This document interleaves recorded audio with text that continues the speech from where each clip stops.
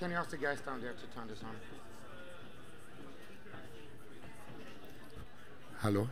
Okay, ladies and gentlemen, can I please ask you to take your seats? We're going to start in a couple of minutes. Thank you.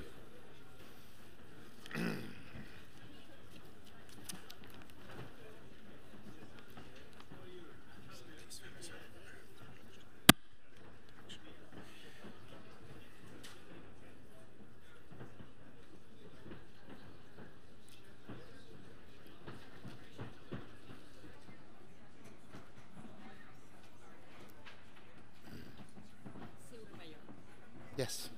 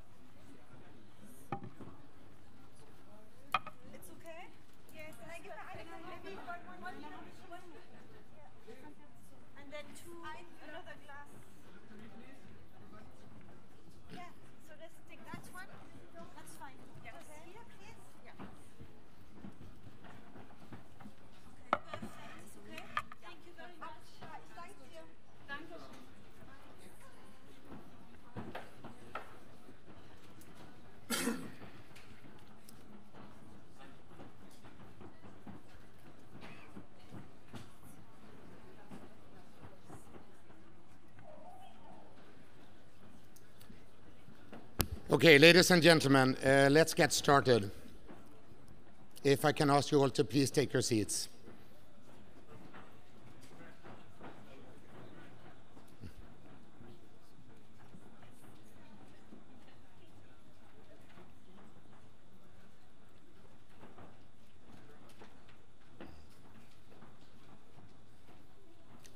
Good.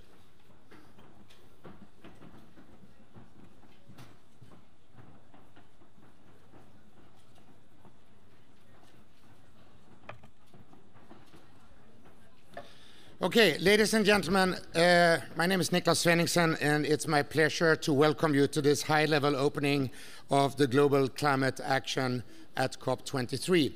We have a very illustrious program of distinguished speakers, and it's really my pleasure to first welcome our climate champion and Fijian Minister for Agriculture and the Minister for Rural and Maritime Development and Natural Disasters Management, Republic of Fiji, His Excellency Inia Seruriato, please.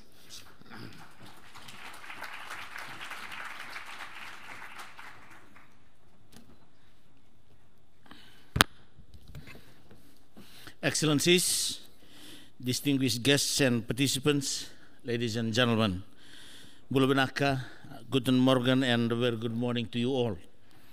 It's an honor and a pleasure to address you again today. As part of the Marrakesh Partnership and on behalf of the Fiji COP presidency, I would like to welcome you once again to the high-level opening of the Global Climate Action. We are gathered here at a critical moment in the international response to climate change. We have just been informed that 2017 was one of the hottest years on record. we are seeing more severe and frequent natural disasters and extreme weather events. From the devastating hurricanes in the Caribbean to the droughts in sub-Saharan Africa and the flooding in South Asia, we are already feeling the impacts of climate change across the globe. And this is just the beginning. I have seen this firsthand in Fiji. Climate change is already affecting our lives and livelihoods. This is why the Fijian COP presidency will be representing the voice of the vulnerable and the marginalized. Ladies and gentlemen, Excellencies, the Marrakesh Partnership for Global Climate Action was launched in recognition that national governments cannot achieve the Paris goals alone. Success will depend on concrete action from all levels of government, the private sector, and civil society. The partnership's mission is to strengthen such collaboration to immediately lower emissions pre-2020 and increase resilience against climate impacts, guided by the long-term goals of the Paris Agreement and undertaken in the context of the 2030 Sustainable Development Goals. It is also important to remember that the Marrakesh Partnership is a time-bound mission that will focus on immediate climate actions between now and 2020 to support the success and overall achievement of the national climate plans as well as national adaptation plans. The focus is on climate action that leads to real transformation, credible transformation from a high carbon emission world towards net zero carbon emissions, where a community living in a state of vulnerability develops capacity to cope and meet the challenges of climate change, where all these actions are underpinned by the principles of sustainability. At COP23, the Marrakesh Partnership has planned and hosted a 5-day program of events to discuss climate actions. Actions that involve innovative technologies and transformative approaches and solutions. Over the past 3 days, we have witnessed rich discussions on 8 thematic areas, with over 100 events in a range of formats, from plenary events and roundtable discussions to press conferences and digital dialogues. Ladies and gentlemen, Excellencies, these thematic areas represent a huge, almost limitless potential to have exponential impact. But that impact to be genuinely transformative, action is needed for solutions that lie in the nexus between thematic areas, for instance, the interlinkages between urban energy, transport, and infrastructure. Action across thematic areas must also enhance solutions for the cross-cutting issues of health, gender, education, jobs, resilience, innovation, and finance. It is these cross-cutting issues that underscore the progress made under the thematic areas. I see a central role for the Marrakesh Partnership in providing the impetus to strengthen action, which is why over the next 2 days we will be hearing from global leaders who can talk to these issues. We will also host focused events on the Sustainable Development Goals. Later on today, Sustainable Cities and Communities, SDG 11, and tomorrow on Zero Hunger, SDG 2. As we believe that current efforts at ensuring adaptation and building resilience to climate change can only flourish if there is a concerted strategy and action to implement the SDGs across sectors. The impact of the Marrakesh Partnership can only grow with the number of initiatives that take climate action. Future success depends on delivery of commitments and the determination to raise ambition.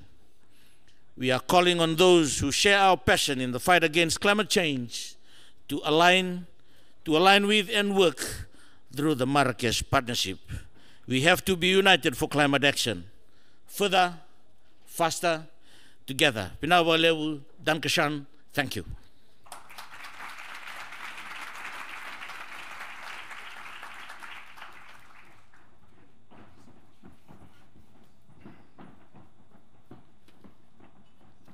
Thank you very much, Your Excellency. Our next speaker actually doesn't need any introduction. It's a person we're very, very happy to have here today. Governor Jerry Brown of California, United States, and also a member of the Climate Action Leadership Network. Governor Brown, please.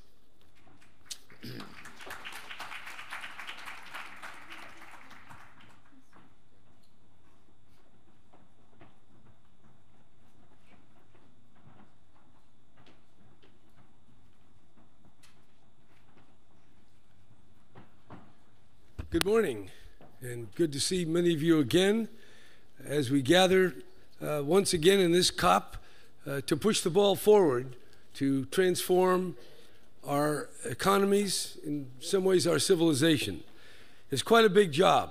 And so the enthusiasm that we see this time at COP23 is very heartening. We need that enthusiasm. We need a lot more because the world is up against real obstacles. This is not just normal political activity. In fact, in just the politics of ordinary countries in ordinary times, we have a lot of trouble. Leaders are not all that popular. There's a lot of discontent in many countries of the world, just based on the ordinary conflicts that countries have. And now with climate change, we're introducing an even bigger and more sharply dividing set of issues. The world, you, me, all of us, this building, the machinery, this stuff, the microphones, it's all based on carbon. We are carbon. Think about that. Just get the idea that we are in a carbon civilization. If you draw a graph of human history, the economic growth shoots up when fossil fuels are discovered. So now to change that, to change it completely, is a very radical act. This is big. This is bigger than going from capitalism to communism, or classical paganism to Christianity, or any other societal shift and change. It is a very big shift, and it is now being engineered by meetings such as this, by our current leaders. And everyone is, I think, rather pushed by this. This is a daunting thing, and I like to emphasize what we're up against. And I say that because my experience, I'm a governor. I've been a governor for 15 years, first starting in 1975, and now I'm entering my 16th year in California. And I can tell you the opposition to everything dealing with climate change is very strong. We're not talking about just a couple of politicians or a couple of organizations. We're talking about the aggregate capital in the trillions, in the oil industry, in the transportation industry, in the housing industry, in the chemical industry. Not that people have bad will, it's just the inertia. It's just the way we are. And to make that change has no precedent in human history. What we're trying to do has never been done. And yet we know because of the climate change, the buildup of heat-trapping gases, this is what we have to do. So I'm going to list a few of the things that California is doing, and because just to lay that out as an example. But I want you to know it's not done easily. There's a lot of opposition.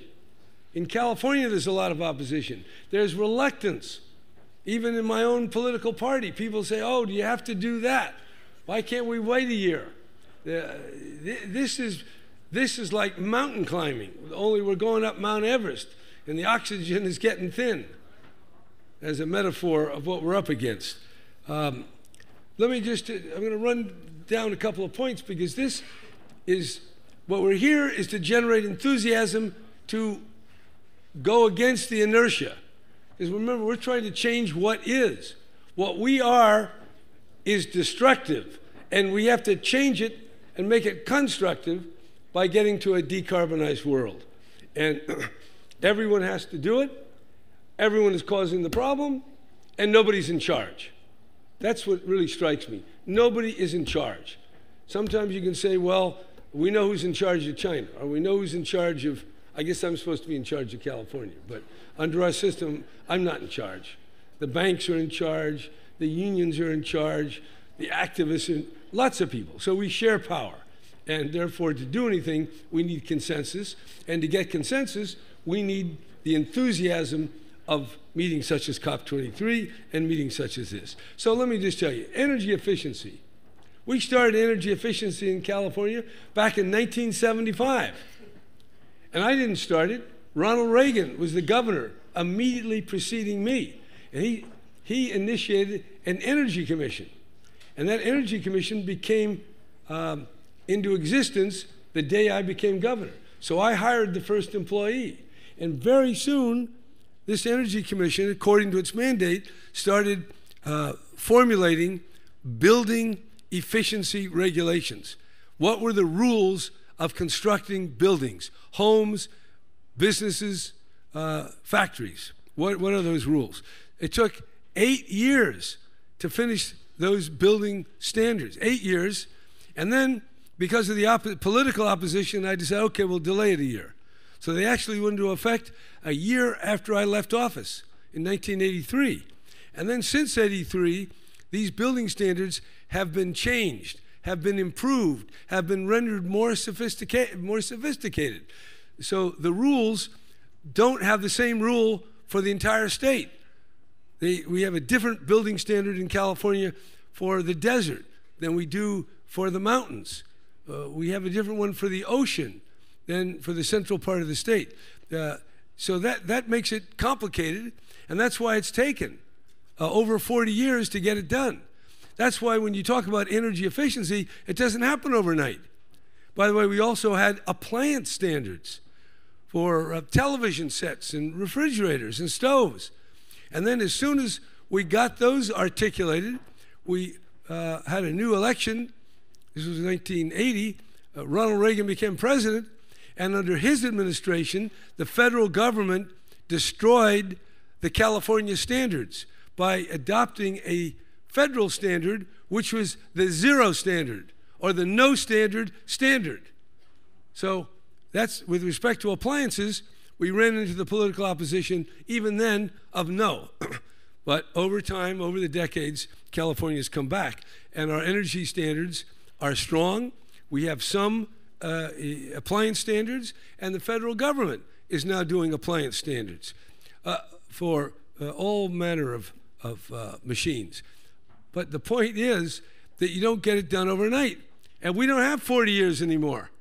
When is 40 years? What's that? 1957. What is that? That's 2057. We can't wait that long. So you're going to have to do what California couldn't do, and that is to do your energy efficiency quicker.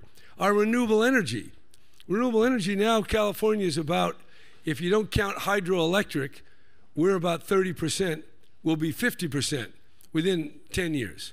If you count hydroelectric, we're probably 65, we'll be 65%. So we're getting there. But a few years ago, the electric companies told me, we can't do that. You're destroying jobs. You're going to raise electricity prices and gas prices. Well, we did it, and the people have accepted it. But this is, I don't want to call it war, but it is combat. And it's combat. This is not nice talk. This is clever political striving, manipulation, all the dark arts of politics. That's what's engaged here. I wish it were all nice. I wish it was like going to church and singing hymns. But we're not all on the same page. We don't all read out of the same hymnal book. And that's why there's a lot of political conflict.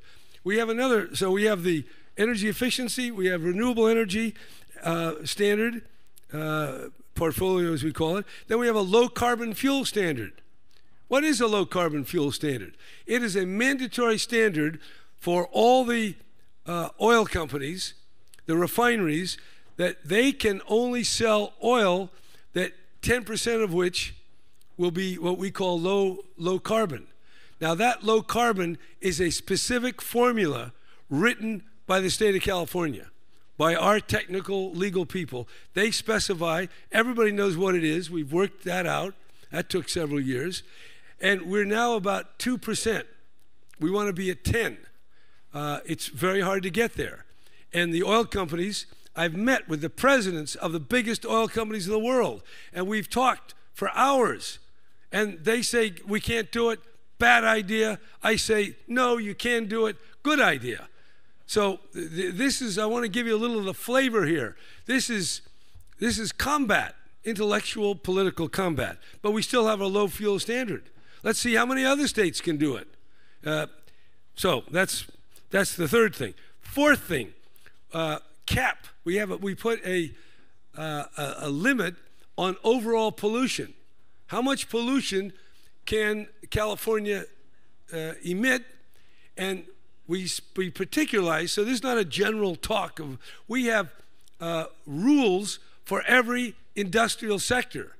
And the 25 biggest companies, those who emit more than 25 tons of CO2 in a year, they have to file special reports. And then there are other companies that they have to report too. And they file these reports, and then we have an independent auditor to go check them. So that's the cap. They've got to bring down the cap. Now, once we got the cap, and by the way, it's a limit, and that limit is not static. It goes down. Every year, that cap goes down, and fewer and fewer emissions are permitted. Now, once that was enacted, and that was a miracle that we got that into law, then we went for a system of trading permits, cap and trade. And amazingly, the companies, the farmers, the dairymen, the bottling industry, the Chamber of Commerce, they all supported the emissions trading system. Why? Because we first had enacted the limit, the cap. Once we had that into law, the only way that cap could be achieved in the real world is for regulation, very intrusive, bureaucratic regulations. Now, they didn't like that. So they said, okay, let us have a market. And so in reality, business asked for the trading system to be able to more efficiently respond to the mandatory cap. If we didn't have the cap, business would have never supported the trading system. So now, why did we get the cap? Here, I want to give you a little piece of politics. The cap was part of a larger program. The bill proposed was for 50% reduction in oil consumption by 2030. That's what the proposal was. Well, the oil companies, as you could imagine, fought that, and they beat us. They defeated the proposal to reduce oil consumption 50%. But while they were fighting that, they didn't watch the proposal to put on a cap. And the cap measure actually passed. And once that was passed, then the cap and trade system became politically feasible, and that's what we have. And as a result, this year, our preliminary numbers from 2016 say California 5% overall reduction. Now, one of the main things you got to do is you have to know what are your emissions. And our best judgment is about 456 million tons of CO2 a year. And we want that to go down to about 230 million tons by 2030. Very difficult to get there. But we have the overall number. We know what each major industry is doing, and we know what all the sectors are doing. And we have plans to get there. Specific. So you have a technical challenge, and you got a political challenge. Both of them, they're very challenging. Then we have the zero emission vehicles, electric cars. California has 40% of America's zero emission vehicles, and we're going to get more. And already, auto companies are calling to come out and have meetings. Please, can you weaken the standards? We can't live with this. Now, I want to tell you, this is an old story. In 1975, when I was first elected governor, Henry Ford, the junior, Henry Ford II, was head of Ford Motor Company. And he came out to meet with me because California was proposing to reduce the permissible levels of NOx, oxides of nitrogen, that any car could emit. And we didn't agree. I said, sorry, Mr. Ford, this is where we're going. Now that standard, which Henry Ford said was impossible to meet, too expensive, we've exceeded that standard many, many times. It's now just a tiny fraction of what it was back in '75, showing the power of technology to solve these problems, and we often don't think it can, but it does. And the next thing we do, we have land use rules. Very difficult. We're trying to encourage and require land development that will minimize trips, vehicle miles traveled. California has 32 million vehicles for 40 million people. 32 million, a lot of trucks, cars, buses. Okay, the 32 million vehicles go over 330 billion miles. That is in B. Remember, the sun is 93 million miles away. Californians are driving on their fossil fuel cars over 330 billion miles. And we have about 400,000 electric cars. We got to go from 400,000 to 32 million. How are we going to get there? Well, don't ask me, but we will. We'll get there because of all your enthusiasm. You're going to force the world to get off oil and gas and coal. Finally, short-term climate pollutants. We just passed a bill this year to require a 50% reduction in methane emissions and 40% reduction in black carbon and HFCs. That between now and 2030. These are very aggressive goals, and we will implement rules to make sure it happens. So I know that may be a little more than you wanted to hear about, but I just want you to know, dealing with the climate, dealing with greenhouse gases is not for kids. This is hard stuff. It takes political will, and I mean political will against your most powerful allies and players in the economy. And it takes technical competence. You got to know what you're doing. So that takes engineers, takes scientists, and we got that. So you put all that together, and California now is by far the leading state in terms of reducing greenhouse gases. But we didn't get there with a couple of speeches. We didn't get there just because I'm governor. Arnold Schwarzenegger made some very important decisions. Ronald Reagan made some earlier decisions on the Energy Commission way back in 1969 and 1970. So we're part of a tradition of innovation. Silicon Valley, Hollywood, we can imagine. We are a state of imagination as well as a state in the United States. And that's what it takes. Imagination, skill, political will, luck, and probably a miracle or two.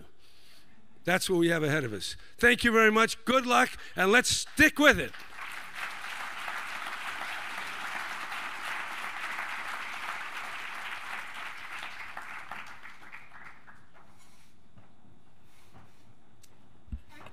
Thank you very much for those words, Governor Brown.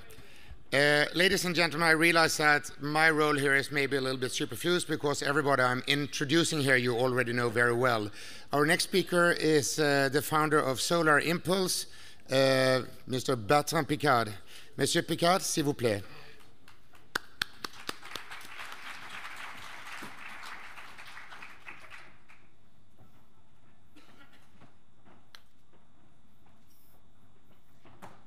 Excellencies, ladies and gentlemen, good morning. The first picture is for Governor Jerry Brown. I promised him I would put a picture of Solar Impulse over the Golden Gate of San Francisco.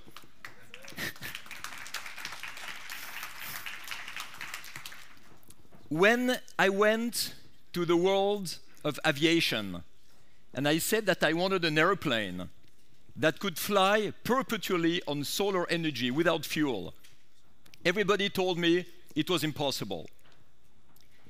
Why that? It took them 5 minutes to calculate that we could never get enough energy from the sun to have an airplane flying. And of course, you cannot switch the power of the sun at a higher level. So what did we have to do? We had to change the paradigm. If production is not enough, you have to work on consumption, work on efficiency. And it took us years to have an airplane that was energy efficient enough to be able to fly with so little energy day and night. The other thing they told us is we could never get a wingspan bigger than a jumbo jet for the weight of a family car. So what did we have to do? Here again, change the paradigm. If aviation world cannot do it, go to other people. And who built the plane? A shipyard. And this is really important to see that when we are in a deep problem to solve, very often the specialists are not going to help you. Because the specialists are the ones who are prisoners of their past, of their habits, of their certitudes. And what we need is innovation and pioneering spirit. So when we speak about energy, we're in the same situation.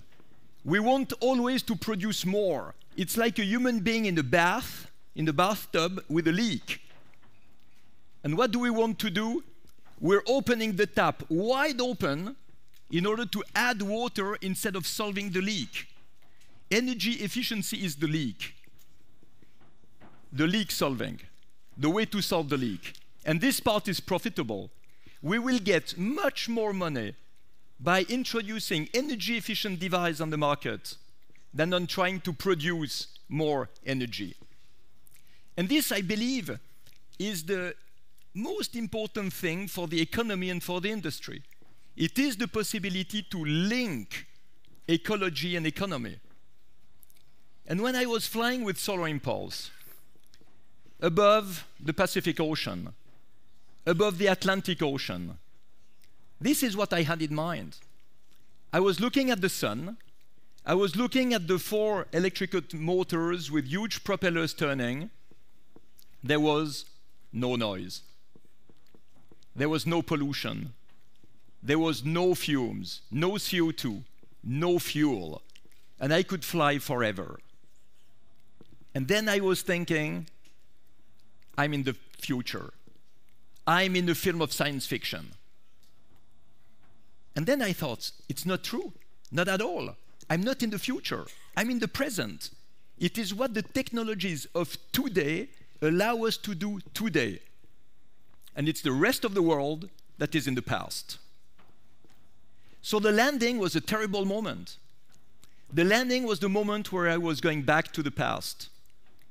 You imagine you go around the world in a solar-powered airplane, and when you land, you see internal combustion engines, badly insulated houses. You see old light bulbs, old and outdated heating and cooling systems, old industrial process. You find the stupid grid compared to the smart grid that we're desperate to introduce. You find all this, and this is causing climate change. It's not so much our lifestyle, it's not our comfort, it's not our mobility that creates CO2 and climate change and pollution. It is the waste of energy that we have with all devices. If we were to change just the light bulbs of the Earth to LED lamps, we would save $120 billion per year. Can you imagine that? If you recycle paper, you need 70% less energy than from raw material. All the world is wasting the energy. All the world is wasting natural resources. And the market today, the biggest industrial market, is to replace all these outdated systems and devices by new, modern, efficient, and clean technologies. So the goal is not just to be ecological, the goal is to be logical. Because it's logical to find what will stimulate growth. If we don't have so much growth today, if we have a stagnation, it's mainly because people have no interest to buy something new. It's not better, except the newest smartphone or computer. But if you give them electric cars, if you give them ways to insulate their house better, if you give them new heat pumps, if you give them all these new technologies we have, we would divide by 2 the CO2 emissions already today with what we have. Without additional innovation. So when you hear politicians who say, we need more innovation, everybody is applauding, but it's wrong. When you say we need more innovation, it means we cannot do anything today. We have to postpone the problem later. No. Don't wait for more innovation to have a target to 2050. I hate 2050. I hate that date. Because we won't be there to control, and the people who took the decision won't be there to be accountable for it. We can do it now with the technologies we have now. But how do we get it? It's clear that if we speak only of protection of the environment and climate change, it will not convince the entire world. We need also to speak about the health issues. When you have somebody who has to make a choice for a car, and you speak about the ice melting on the South Pole in 20 years, it will not modify his choice. If we speak about the lung cancers, the chronic bronchitis, and the asthmatic crisis that he might have, and like everybody else in the city, then you understand that it's an immediate problem now for today. So you see that if you speak the language of the people, you can motivate them. And this is what we are doing now. The goal was not to fly around the world with Solar Impulse and make the nice picture at the landing with the media, the authorities and the VIPs and sit in an armchair and say we made history. No, history is in front, it's not in the back. So we decided to take it further. And further means to use all these technologies, like the one we had on Solar Impulse, plus all the others in the world, to select the 1,000 most profitable solutions, economically speaking, to protect the environment. We created the World Alliance for Efficient Solutions to bring together all the people who have solutions, because these solutions, they are everywhere. They are in startups, they are in big companies, they are in universities, but they don't come enough on the market. Why that? Because usually we push innovation by putting subsidies, public money. Then you have a patent, and then you'd never know where the patent goes. We need to pull innovation. We need to create the legal frame that makes it mandatory and necessary to put the innovation of the people on the market and drive what exists today as fast as we can to be available for the consumer and the customers, for everybody. So the World Alliance for Efficient Solutions is providing for free, because we have all our own sponsoring, we provide for free the expertise, the assessment of the solutions of our members, connection with investors in order to allow them to grow. And then it will be our task to go around the world again with a portfolio of the 1,000 solutions and go to all the heads of states, mayors, governors, big corporations, and show them on what they can base the regulation of today. It was really interesting to hear what Jerry Brown was telling. He needs arguments to convince the opponents. And everything is on the shoulders of individual people. Don't think it's a collective work in the political world. No. It's individuals who make the difference. And these people need to be supported. They need to be helped. They need to have arguments so they can motivate other people to change. And the motivation for change, like always, is money and power. Let's give them the way to have more money and more power. Let's allow them to have more growth, replacing the old stuff by new, modern infrastructures. This is the way, I believe, that will convince a lot of people.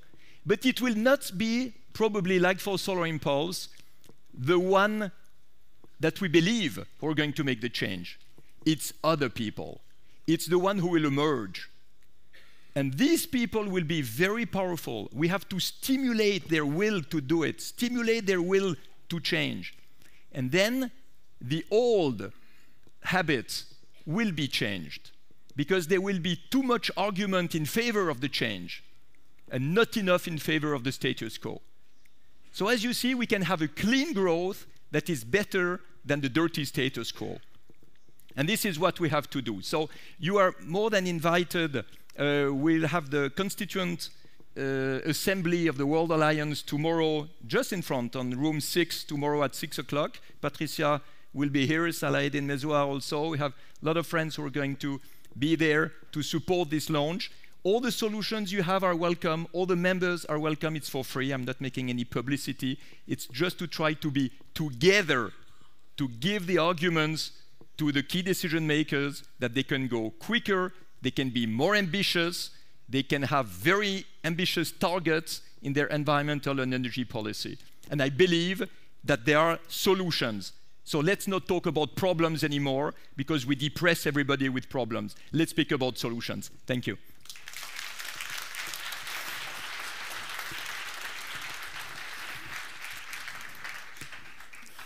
I stay here or do you go down? Yeah.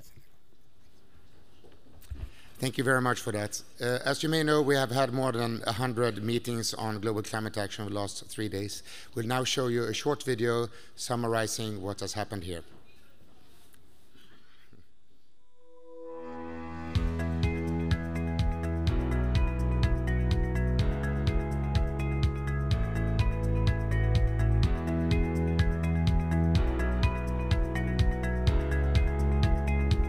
We already have 800 million people who suffer from hunger, and we need agriculture, and we need to solve climate change also if we want to achieve zero hunger.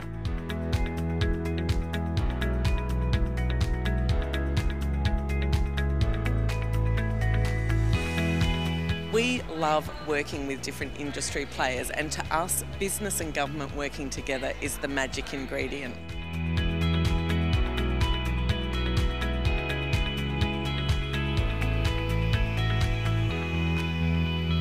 Water and climate change are directly connected. Everything that happens in Earth based on climate has some relationship with water.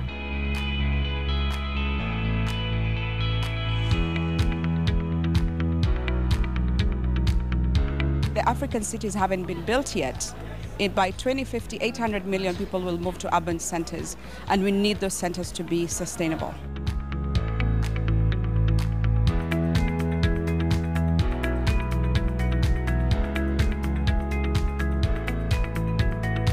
Ocean didn't have a strong place in the UNFCCC up until now, up until the Paris Agreement. And it's incredible, because ocean is the climate. There is no climate without ocean.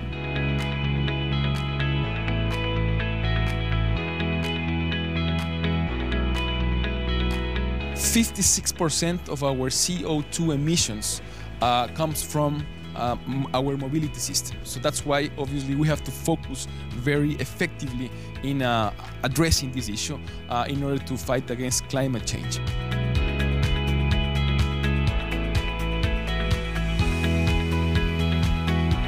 Investing in forests is absolutely critical for the future of our planet and for the future of its people. When you invest in forests, you're investing in the future.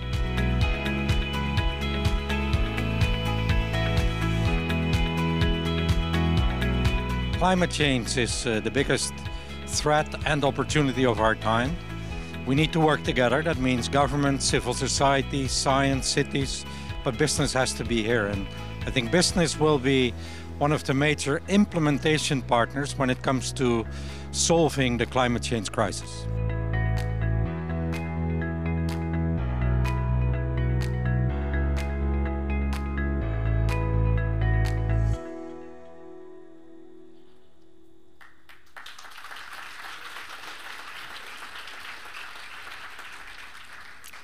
Thank you.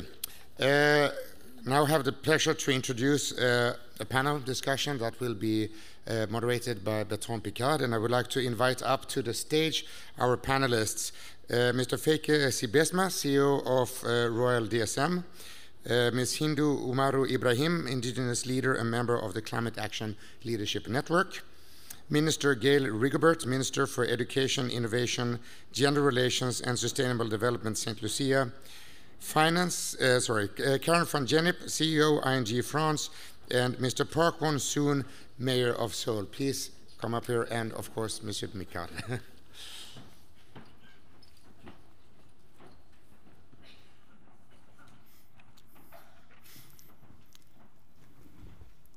Good morning again.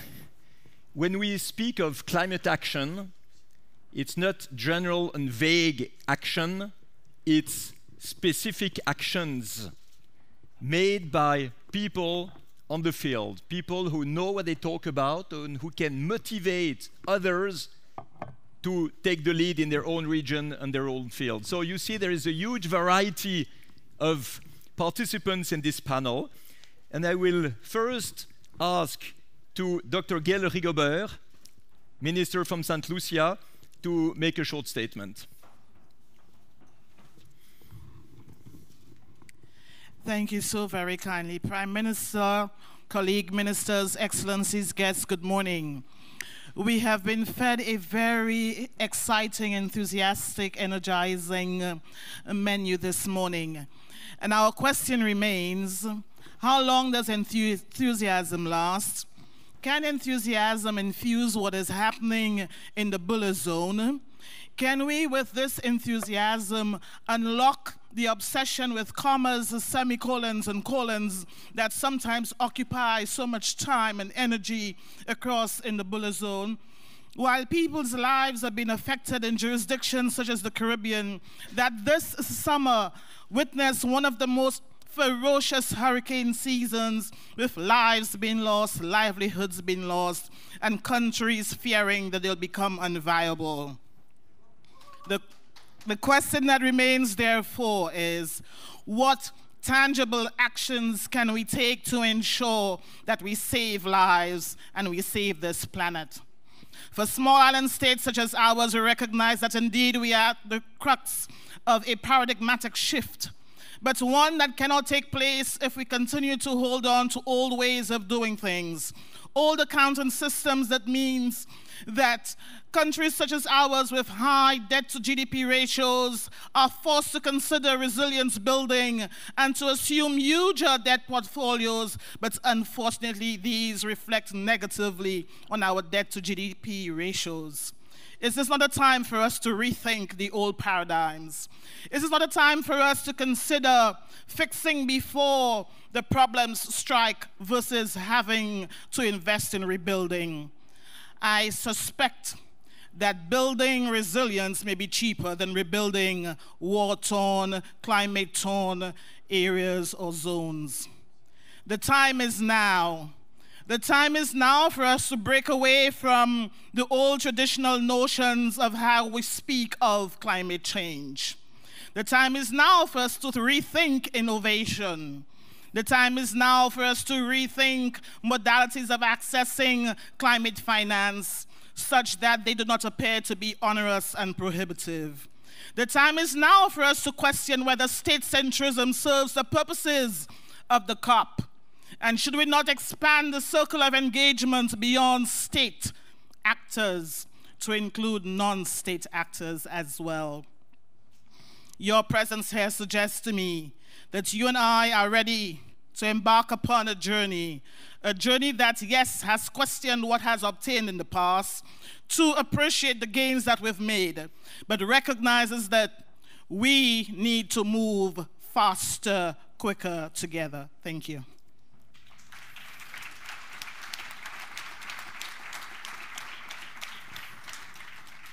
Thank you very much, Mrs. Minister.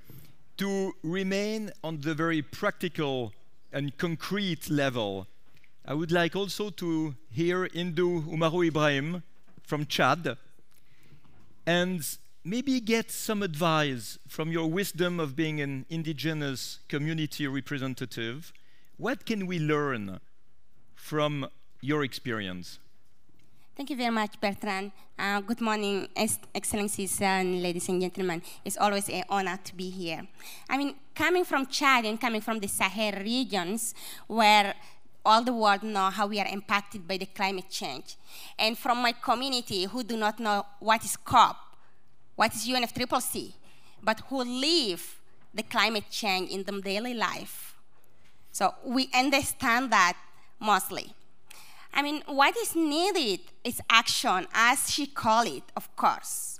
But since the Paris Agreement entered into force, it's just 1 year in Marrakesh. 1 year is meaning nothing for many peoples, but it's meaning an eternity for those peoples who are waiting for the action their entire life. I think we need to give them more hope, because that's the only way they can survive. And we need to give them a concrete action on the ground. So from indigenous peoples level, we offer something in this COP. Thanks to Paris Agreement, the Article 7.5 on Indigenous Peoples Knowledge Platform.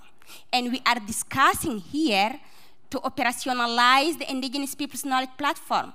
But concretely, what does it mean? The Indigenous Peoples knowledge help us for the century to get adapt and mitigate. One of the concrete examples I can share with you here, maybe it's about the weathercasting. As we know, the rain season is becoming very short, the dry very long, of course up to 48 and 50 degrees Celsius, not here like here in Bonn. But people predict that by observing the animals' displacement, by observing the trees, by observing the flowers. And then they know exactly when they have to move and where they have to settle in order to manage better the natural resources. But those are the practical, yes. But we need also to see how NDCs, how Paris Agreement can help those peoples to implement in daily life what they need. Let me give you the example of chat NDCs. When the experienced peoples, like the technician, put it in writing, we say, no, as community, you are not representing what we need. We convince them to put the right best approach in gender and community implementation. But when you take all those documents, you have only 24 countries who have the human rights in the indices. Is it the right way to implement it? But we can change it. We can change it for implement it because we can convince all the non-third parties, because those are the right people who are making action and change underground. We are there, and that's what we are doing for our peoples, for our communities. But what we want is not the big scale project. We want to have the small scale project in our peoples where it can help us to develop our knowledge, to pass it from one generation to another one. Because we are the present generation, but we will have the future generations, and the planet will remain there. If we didn't pass those right solutions from now on, how are they going to survive? We are going to be accountable all. So I think indigenous peoples doing already, but we want to have the right voice and right participation in order to do so in this action. And we are acting. Let's act all together. What?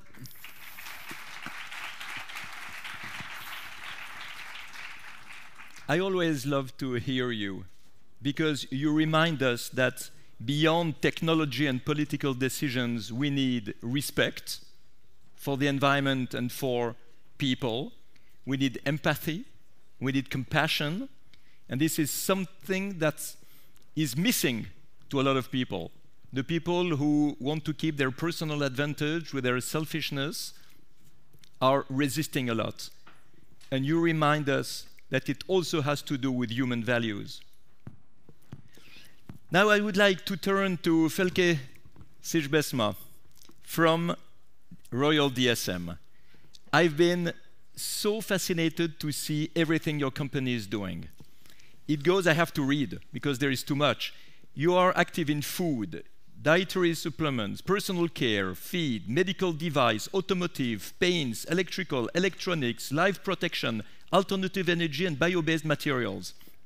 And you told me that you could have even made the encapsulation for Solar Impulse if we had met before. So you are in so many fields. How, as someone who cares, and we heard how important it is, also at the industry level, how do we implement the SDGs in your business? Practically, what is the influence you have, and what are the resistance you have to fight in your company? Right. Well, thank you all for being here, and thank you, by the way, for the UNFCCC for organizing this inclusive dialogue, which is important. Well, almost 2 years after Paris, and we are at the moment taking stock a little bit where we are, and you were talking about the journey. Well, normally you say, well, it's the journey, who makes it?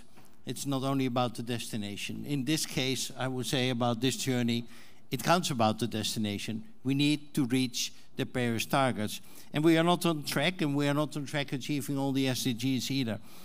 And therefore, I think it's so important here in the Bonn zone, in the Bula zone, where, of course, the negotiators can set targets and goals and legislations, that here from the business side also we collaborate, because the governments will not solve those problems alone. The governments will not address all the SDGs alone. It needs to be going together. The innovative power, the implementation power is in hands of the business. So what can business do? Business can stop, if they hear anti-lobbying. I'm sure there's here not any anti-lobby who want to delay or whatever. But please, I would like to advocate all businesses enter a constructive dialogue and be here only for speeding it up, faster, further. What can we do? What we did in our company, we pick out of the 17 SDGs, the SDGs which fit the best with our competences. We don't do it well for the world, but especially there where we have competences. If you have a charity foundation, you can choose whatever you like. If you have a company, choose to address those SDGs which are connected to your own capabilities. In our case, hunger, malnutrition, and climate change. What do we do concrete with climate change? We reduce our emissions, we enable our customers, and we advocate. We reduce our emissions every single year. We increase our use of renewable electricity. In 2 hours, we will announce, well, in fact now, because I'm announcing it now, that we will open, together with some partners, a big wind farm park in Oklahoma in the US, taking care of 40% of our electricity needs in the United States. I mean, those kind of things really make business and our company future-proof. Reduce. Second thing, enable. Enable our customers to address climate change. One small example, but a big impact on the world, we can reduce the emission of cows with 30% by a new feed ingredient. And we do it with the government of Alberta in Canada.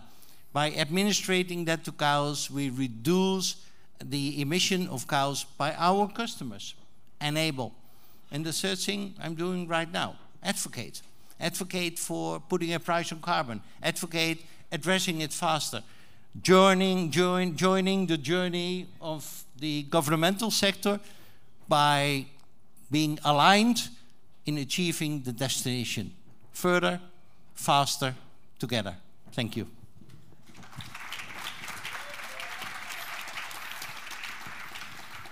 We have the pleasure of having Mr. Park Mun-son, who is the mayor of Seoul. And as you know, the mayors of Seoul very often become president of Korea.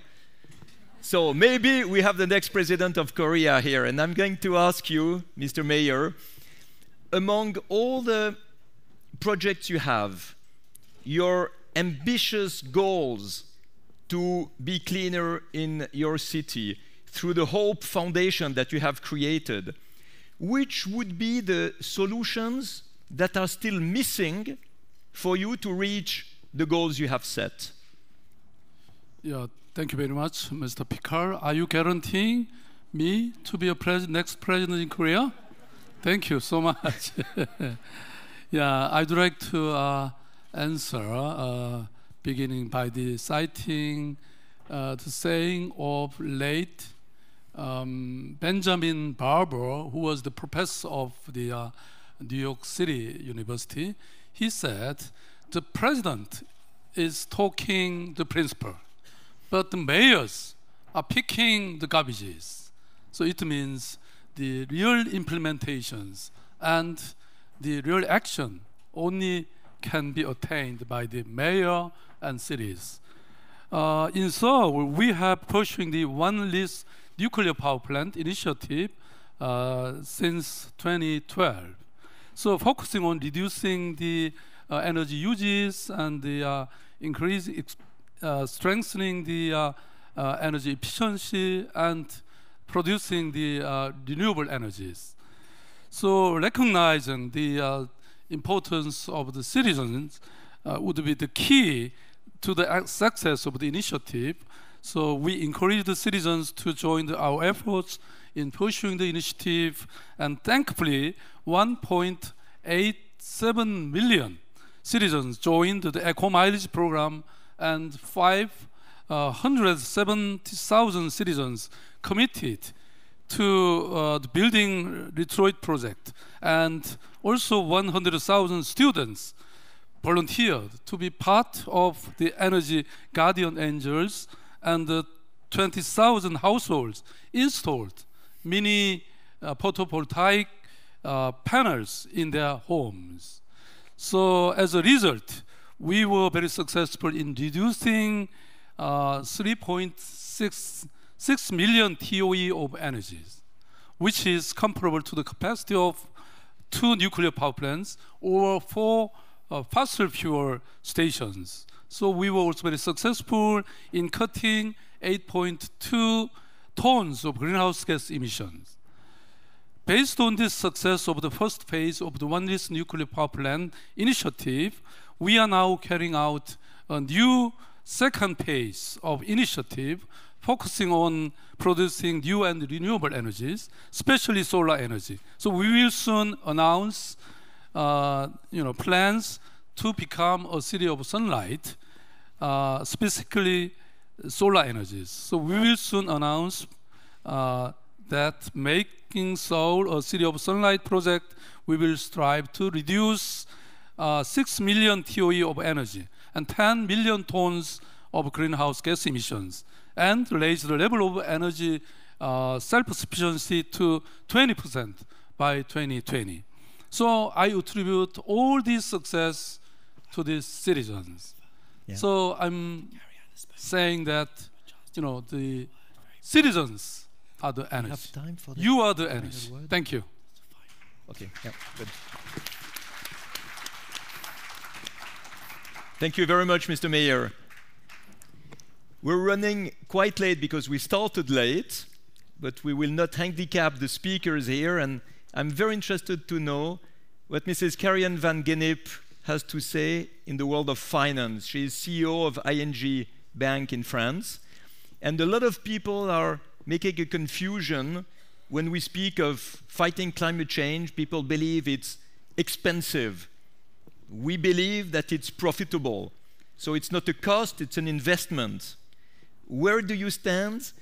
Do you help people who believe it's a cost? Do you help people who believe it's an investment? Thank you for your question, and thank you for being here. I'm also here on behalf of the ICC, the International Chamber of Commerce, and we are actually advocating proactively pro-sustainability, pro-climate, and that means that there are a lot of companies all around the world, including SMEs, who are working for that. As for ING, my company, a bank, not only are we fully committed to our earlier commitments, we are surpassing most of them. But your main question is, how can finance help with this transition? It's a transition of ourselves as a bank, it's a transition of our clients, and it's a transition in society. Well, first of all, of course, managing our own footprint, but that's basics. We will have 100% renewable energy in 2020, so in 2.5 years from now. The second is do no harm. That basically means a very strong environmental and social policy. Also something almost licensed to operate. No new coal financing we announced 2 years ago, and we're strictly committing to that. So the big question is, how do we make the positive choices? How do we actually generate positive impact? 3 ways. 1, we have a sustainable financing transition in finance for 35 billion. We committed to it 3 years ago, and we're surpassing that amount this year already. So that means there's a huge acceleration going on, not just with us as ING, but with our partners, with clients, and with other banks.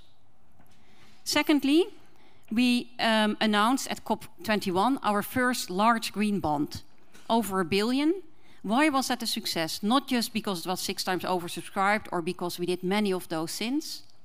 The annual impact of that first green bond is the same as the elimination of the emissions of 93,000 households per year. So that's an impact. But those are still 2 very positive investments in society.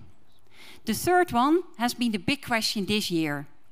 If I am an enterprise who's sustainable, will I get a discount on my loan from a bank? That has been the big debate this year, and the answer is yes. We have engineered 2 credit facilities, one with EDF in France and one with Philips in the Netherlands, where actually those companies get a better pricing if they have a higher sustainability rate. And that, I expect, is going to have a huge impact, not just for those 2 companies, but for all of the companies, maybe DSM, who want to follow with these type of deals. Thank you very much, Karian. I know by experience that it's very frustrating for speakers to speak only once, because then they remember everything they have forgot to say. So we have time for a final statement from everyone, 30 seconds, so we can keep roughly on schedule. Maybe we start from Hindu and then we go to your left. Yeah, thank you very much. I think 30 seconds is really very unjust. I'm working for the justice and for the climate justice, so maybe I can go beyond. I loved one caution that saying we are fighting climate change, but world are growing populations. And then I love that because they say Africa is the one who will grow his populations, and especially indigenous people, how we can do that, and how we can feed them, how we can sustain our planet. But just to be short, maybe I think as conclusion, don't worry about the future. Let it act now. If we act properly now, the future will be okay. But if we just fix the projection for the future, and then we say population going to grow, we are going to do not have this, okay, and nothing is going to work. We have proper technology, but we have to transfer it concretely, and we have to transfer it with the capacity building that those people who are in place, they can own it and they can work on it. But we have also peoples. Peoples as a big resource that everyone have in his country. Don't minimize that.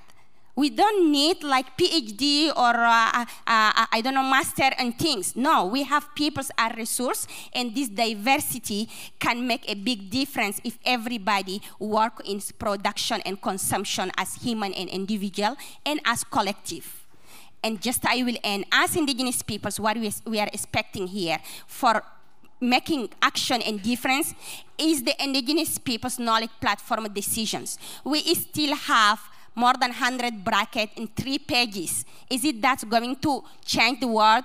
We need in space, we need a place, we need a floor, and we can make the action. Give us trust, confidence, and we will make this difference. I end here. Thank you. Thank you, Indu. Thank you. Okay. Feike Sijbesma. I can say many things, but let me focus my 30 seconds on doing a call to reach faster our destination, achieving the Paris goals, achieving heating of our globe less than 1.5 degrees by putting a price on carbon.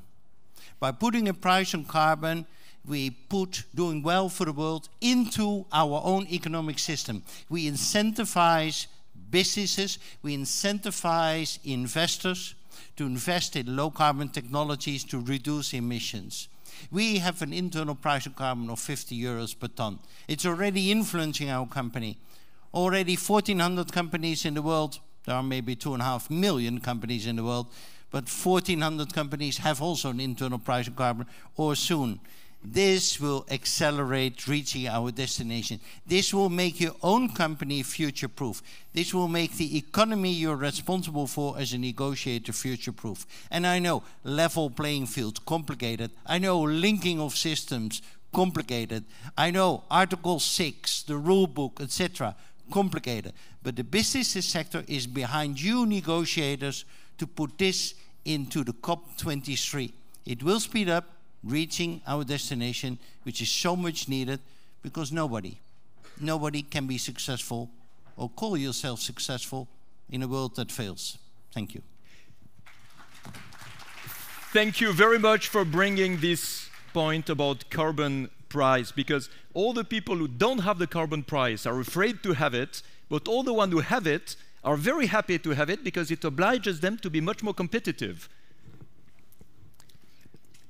Gil Rigobert. Thank you so very kindly. Empathy, sympathy, compassion all have a very short lifespan. They only last as long as the next breaking news item.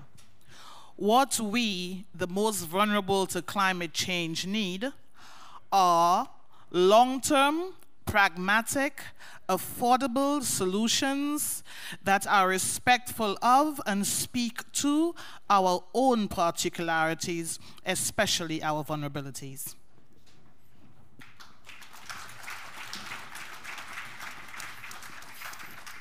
Mr. Mayor.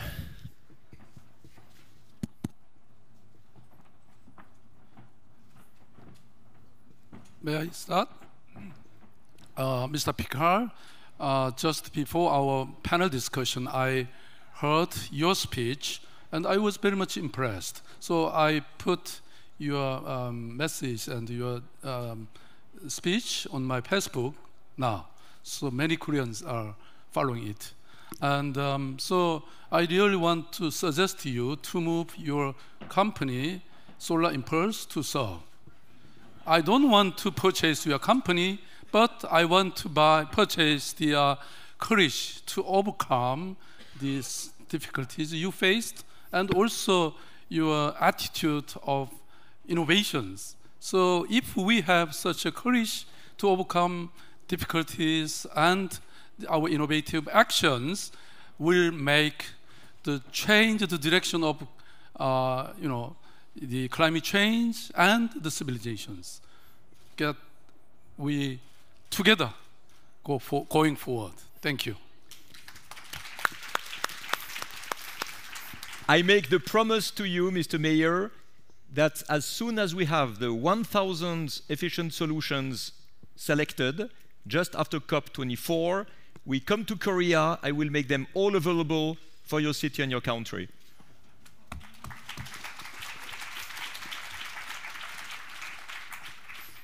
Karian van Gennep. Yes, thank you. As bankers, we are learning to putting our balance sheet to work in a totally different way than we were used to in the past years.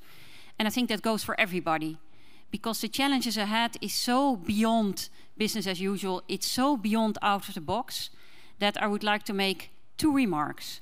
One, we have to do this together. We have to do this together as businesses, as banks, as governments, as NGOs. Let's really be inclusive here. And the second one is let's recommit ourselves to the Paris goals. Let's accelerate them. And even if others decide not to commit or recommit to the Paris goals, and even if they're major players, let's make sure that we all do, personally, as a government and as a company, because we need it. Please reconfirm, even if others don't.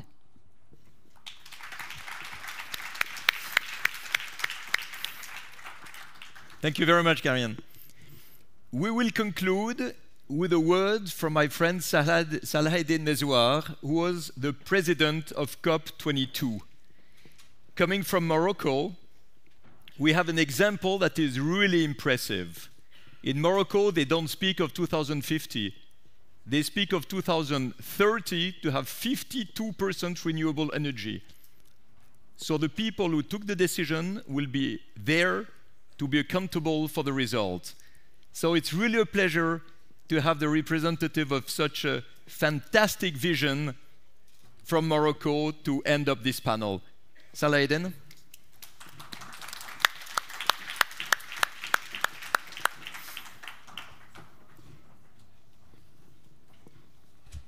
Good morning, everybody. Mesdames et messieurs, à vos écouteurs.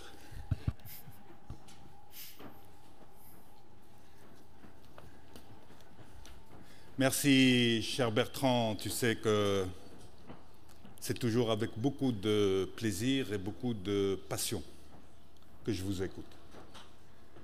Vous transmettez une énergie qui dépasse celle avec laquelle vous avez fait le tour du monde. Et cette énergie, on en a besoin. À chaque fois que je vous écoute, je me dis oui. Et le mot que vous avez prononcé est vraiment réel parce que le constat est fait sur le terrain. Vous dites le changement, c'est maintenant. Le changement est possible maintenant. Et ce n'est pas à 2050. En 2050. 2050 est une perspective par rapport à une analyse qui est faite et qui consiste à dire si on ne fait pas dans ce délai-là, on risque d'avoir effectivement des problèmes. Mais l'humanité a cette capacité, et encore plus aujourd'hui, d'être créative avec une énergie formidable. Je fais la comparaison avec l'ère industrielle. Quand l'ère industrielle est arrivée, l'humanité, à cette époque, vivait la même problématique, comment passer d'une ère à une autre. Mais l'humanité, à l'époque, n'avait pas ni la connaissance d'aujourd'hui, ni la technologie d'aujourd'hui, ni la créativité d'aujourd'hui. Mais elle était effectivement confrontée à la même problématique que nous avons aujourd'hui.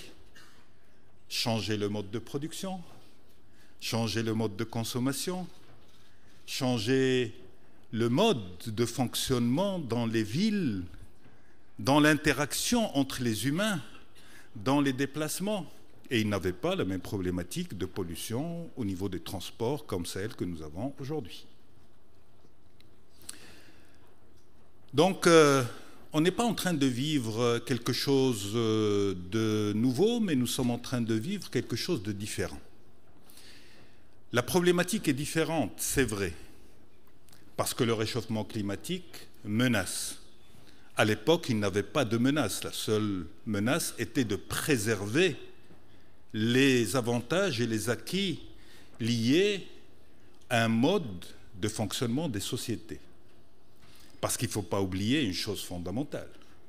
Quand on parle de ce changement à cette ampleur, nous parlons de pouvoir, nous parlons de politique, nous parlons d'enjeux financiers considérables. Et en général, l'être humain n'aime pas être bousculé. Il préfère aller dans le confort que lui assure un mode de fonctionnement qu'il connaît, dans lequel il a grandi. Or, aujourd'hui, qu'est-ce qu'on demande à l'humanité? Qu'est-ce qu'on demande aux États? Qu'est-ce qu'on demande aux acteurs? Qu'est-ce qu'on demande aux financiers? Qu'est-ce qu'on demande aux acteurs politiques? Qu'est-ce qu'on demande aux gestionnaires? C'est de bouleverser le monde dans lequel ils sont rassurés. N'est-ce pas, Bertrand? Absolument. Et donc, il faut qu'on soit conscient et qu'on intègre qu'il y a de vrais enjeux. Mais en même temps, la différence, comme je l'ai dit, c'est qu'il y a une exigence rapide de changement parce que c'est nous, êtres humains, qui sommes menacés dans notre vie, dans notre santé, dans notre avenir et dans celui de nos enfants, de nos petits-enfants et du reste de l'humanité. Donc le photo pour moi est très clair. Il y a un enjeu, il a été rappelé, la communauté internationale s'est engagée, elle a signé un accord. Elle a signé un accord. Et à partir de cet accord, il faut qu'elle transforme. Est-ce que les États seuls sont capables de transformer? Non. Ils ne sont pas capables de transformer à eux seuls. Donc nous avons besoin d'un autre pilier, de l'énergie. Et l'énergie, elle se trouve où? Elle se trouve au niveau des acteurs qui sont sur le terrain. Et c'est pour ça que ce formidable travail qui a été fait dans le cadre de Marrakech Partnership était un travail nécessaire. Faire l'état des lieux. Il était nécessaire après l'accord de Paris, après l'entrée en vigueur de l'accord de Paris à Marrakech, de faire l'état des lieux. Et cet état des lieux, c'est ce qui va être présenté dans le cadre d'un document qui s'appelle le Yearbook, le mercredi 15 à 18 h, que nous allons remettre, Inia et moi-même, au secrétaire général des Nations Unies. J'ai découvert des choses absolument formidables dans ce travail qui a été fait. Naturellement, le travail des coalitions, des villes, des États, des gouvernements locaux, des entreprises, des secteurs financiers, des ONG, toute cette floraison d'énergie qui existe nous démontre que ce qui se passe sur le terrain va dans le sens de ce qu'a dit Bertrand et de ce qu'a dit Jerry Brown. Le changement, c'est maintenant, il est en train de se faire. Il y a des acteurs qui le mènent. Il y a des choses absolument formidables qui se passent sur le terrain. Donc cela, en tant que président de la COP22, c'est quelque chose qui me rassure. C'est pour ça que quand j'entends certains débats sur certaines questions, je me dis qu'il y a un problème de déphasage ou de méconnaissance de ce qui se passe sur le terrain. Déphasage parce que le processus de négociation est un processus par nature compliqué, parce qu'il y a derrière des enjeux, etc. Mais aussi parce qu'on ne sait pas et on ne connaît pas ce qui se passe concrètement sur le terrain, et c'est pour ça que je veux saluer le travail qui a été fait dans le cadre de ce yearbook que vous allez découvrir tous le 15, parce qu'il va être mis sur le site de la CNUC et qui va nous donner une force d'action. Il faut de l'action, il faut de la conviction. Quand on entend des hommes et des femmes comme ceux qui ont parlé ce matin, comme Bertrand, comme Jerry Brown, c'est des femmes et des hommes de conviction, et c'est des femmes et des hommes d'action. Vous êtes les femmes et les hommes d'action. C'est de l'action que nous avons besoin aujourd'hui. Parce que quand on va sortir de cette COP, à la fin de cette COP, c'est quoi le message que nous allons passer à la communauté internationale et à l'opinion publique? On voit dans la presse des choses qui consistent à dire où on fait ressortir beaucoup plus les difficultés liées aux discussions dans le cadre des négociations. C'est pas rassurant. Donc, ceux qui vont passer le message positif, le message que nous sommes véritablement en train d'avancer, c'est vous. Et donc, ces 2 journées que vous êtes en train de partager, ce partage, parce que j'ai beaucoup entendu parler de partage et vous avez raison. Il faut le partage, il faut créer les synergies et renforcer les synergies, mais il faut aussi de la solidarité. Les pays du Sud, et vous allez le découvrir dans ce document, ont fait une excellente avancée sur le terrain. On disait les pays du Sud n'ont pas peut-être la capacité de faire. C'est absolument formidable ce qui est en train de se faire au niveau des pays du Sud. Et donc, ce supposé décalage entre l'avancée des pays du Nord ou développés et les pays en voie de développement n'est pas réel. C'est tout cela ce que nous apprend le Yearbook, et c'est tout cela la réalité sur le terrain. Donc on doit rester engagé, on doit rester optimiste, on doit aller au-delà des freins psychologiques, parce que c'est beaucoup de freins psychologiques et beaucoup de travail aussi de création de conformité entre ce que fait le monde financier, entre ce que font les acteurs sur le terrain, entre ce que demandent les États, etc. C'est un travail naturellement qui doit progresser. Mais nous devons garder la conviction et le cap. Et le cap, c'est d'aller beaucoup plus vite que ce que nous sommes en train de faire aujourd'hui. Les avancées qui ont été annoncées jusqu'à aujourd'hui nous permettent de réduire de 50% le gap pour arriver aux 2 degrés. Ça veut dire qu'il reste encore 50%. Et donc nous avons l'obligation d'aller encore beaucoup plus vite. Le pré-2020 est fondamental. Il faut démontrer que nous sommes capables de le faire aujourd'hui et non pas après le 2020. C'est pour ça que la discussion sur le pré-2020 que je préside aujourd'hui, à la demande de Fidji, est très importante. Et c'est ce que je dis aux différents représentants des groupes. Attention, il y a un message à faire sortir de tout ça. On ne peut pas passer le message qui consiste à dire « nous ne nous sommes pas mis d'accord sur le pré-2020 ». Or, il est inscrit et clairement inscrit. Alors attention. Mesdames et messieurs, je ne veux pas être plus long, mais juste dire, j'ai confiance en vous, j'ai confiance dans toutes les énergies qui sont en train de se déployer aujourd'hui à travers le monde. On a parlé d'énergie, c'est incroyable ce qui est en train de se faire dans le domaine de l'énergie, les investissements, il y a plus de 30 milliards ou plus d'investissements prévus dans les énergies renouvelables. Dans le transport également, dans les villes, dans les océans, agriculture, eau.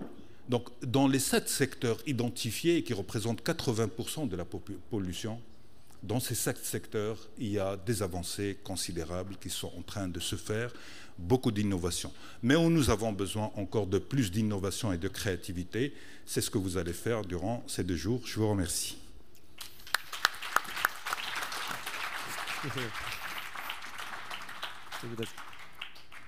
Thank you very much, Salah-Eddine Mezouar.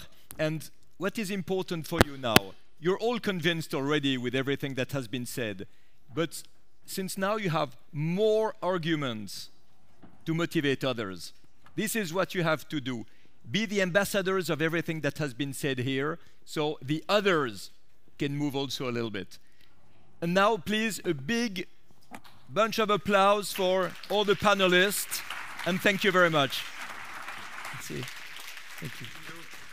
Ladies and gentlemen, this marks the end of the opening, but please stay in the room. We have an excellent high-level meeting on women leaders, on making human settlements inclusive, sustainable, and resilient. We have a star-studded panel, so I highly recommend you to stay here. Enjoy your high-level GCA day and come back here for the closing tomorrow at 4:45. Thank you.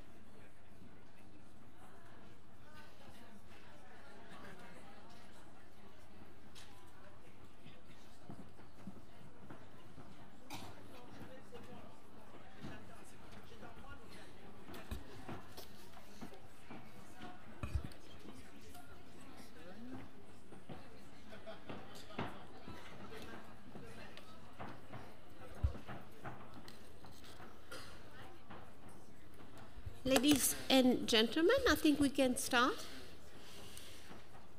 Thank you for joining us today at the opening plenary of the high-level segment of Marrakesh Partnership for Global Action, focused on climate and SDG 11, on making cities and human settlements inclusive, safe, resilient, and sustainable.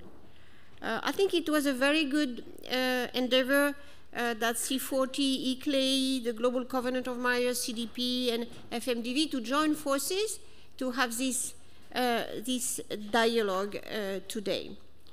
The timing of this session could not be better. Next year, as many of you know, the climate community would go through the facilitated dialogue, a stocktake, or the first attempt to do a stocktake, and to really know and assess where do we are. And at the same year, the SDG 11 will have undergone its first formal review at the high-level political forum on sustainable development. So the two issues will be heavily connected next year. It's not difficult to, in a way, anticipate the outcome of these processes. There is an urgent, of course, need for ambitious climate action pre-2020.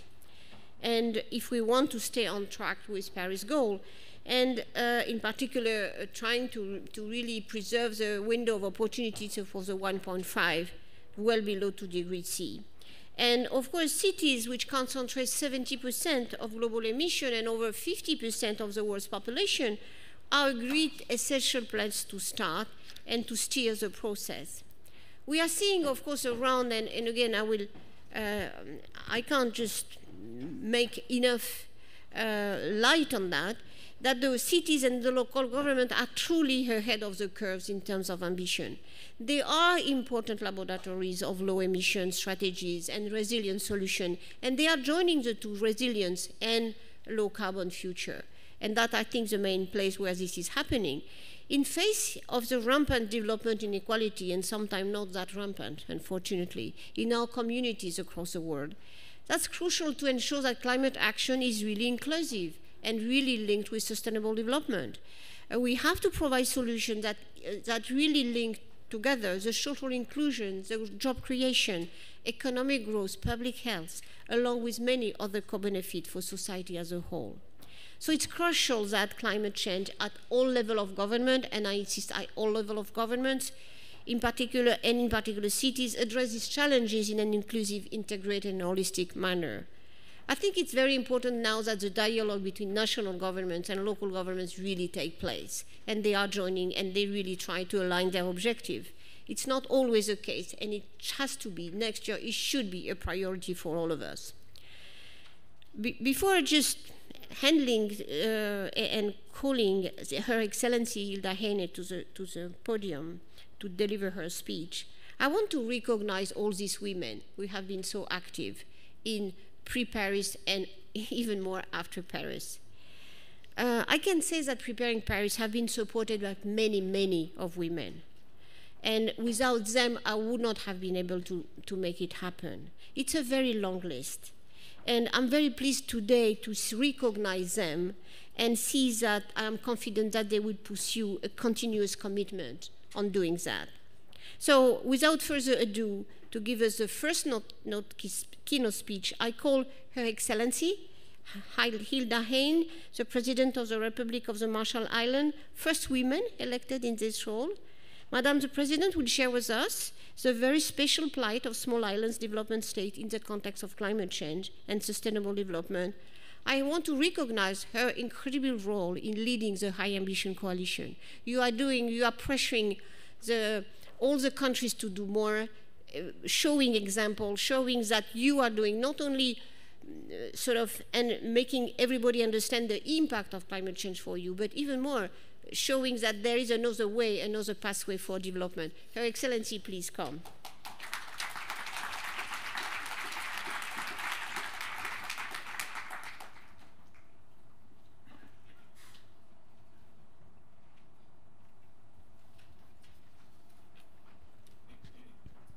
Thank you, Lawrence. It is an honor to be here among so many women leaders and many distinguished gentlemen at the opening event of the Global Climate Action on SDG 11 on sustainable cities and communities. The Marrakesh COP was my first climate COP. I was fortunate to see Lawrence and Hakima El Haiti confirmed in your role as climate champions at COP22 and given the difficult job of kickstarting the Marrakesh Global Climate Action Agenda. It is a testament to your collaborative spirit, your tireless energy, and long-term vision about new forms of climate governance that the GCA has flourished and grown into something so vibrant and all-encompassing in the short space of just 1 year. Thank you, or komoltada, as we say in Marshallese, for your leadership and all those present in this room, as well as those making and working behind the scenes in Bonn and in capitals. It is this new form of decentralized, collaborative leadership that I want to talk about in my remarks. Leadership that is coming up from everywhere, from women and men, from cities and regions in far-flung corners of the earth, from micro-enterprises to multinationals, from countries big and small. Everywhere I look, people and platforms are inventing a new kind of collaborative economy, one which really does have the potential to secure planetary well-being and leave no one behind. Today's event is testimony to that. Just look at this list of organizers. We can say komoltada or thank you for bringing us together today. The C40, ICLEI, United States Cities and Local Governments, Carbon Disclosure Project, the Global Fund for Cities Development, and the Global Covenant of Mayors for Climate and Energy. I'm reading out this list because it shows the diversity of actors now engaged in supporting climate action and their ever-deepening collaboration with each other through new platforms. Before I entered politics and became president, I was an educator. My experiences as a teacher and head of the College of the Marshall Islands provided many insights about learning and problem solving. When there is a set goal or assignment, in general, individual self-learning works best. Every student can go at their own pace, and the teacher's role is to devise individual learning strategies, reflecting each person's unique interests and talents, and make sure they have access to the resources they might need. But when there is no grade to pass and the assignment is a collective problem, without a blueprint, group-based learning is often better. Students can share ideas, think outside the box, and co-create solutions no individual might be capable of devising or implementing alone. The teacher's role is to encourage the free flow of information and ideas. I see the challenge of climate change as both an individual and a collective learning journey. Countries have devised tailor-made, highly individualized, nationally determined contributions, or NDCs. Many need access to resources and support for implementation, which the international community must provide swiftly and in ways that can be rapidly deployed by each country. Each organization in this room, each city and mayor is also engaged in a unique journey with their citizens to make cities and human settlements inclusive, safe, resilient, and sustainable in line with SDG 11. There is no universal blueprint, no cookie cutter that fits all climate solution that we can just roll out. Every city, every community has its own history, its quirks and special character. But at the same time, all of us have so much to learn from each other because we are all trying to align our policies and actions to achieve universally shared goals set by two critically important global frameworks, the Paris Agreement and all of the SDGs. So how can we go about this better? I say better because let's give ourselves some credit for doing a lot already. getting more women elected to positions of power who believes in SDG-friendly climate action is a start. No more deniers and naysayers in public office. We must empower more women climate champions to come forward. Thank you.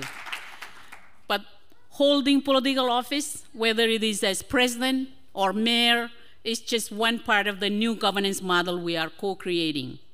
As Governor Jerry Brown remarked here in Bonn on Saturday, presidents, ministers, and mayors don't have a magic wand to fix things.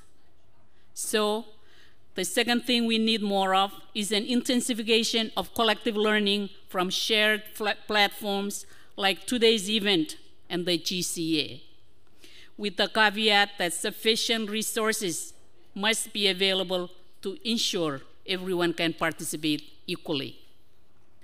Because the best ideas don't always come from the biggest or the wealthiest students or those based in developed countries. They can and must come from everywhere, including the most far-flung places in the world. One of our island community, Ibai, is the 5th most populated island in the world.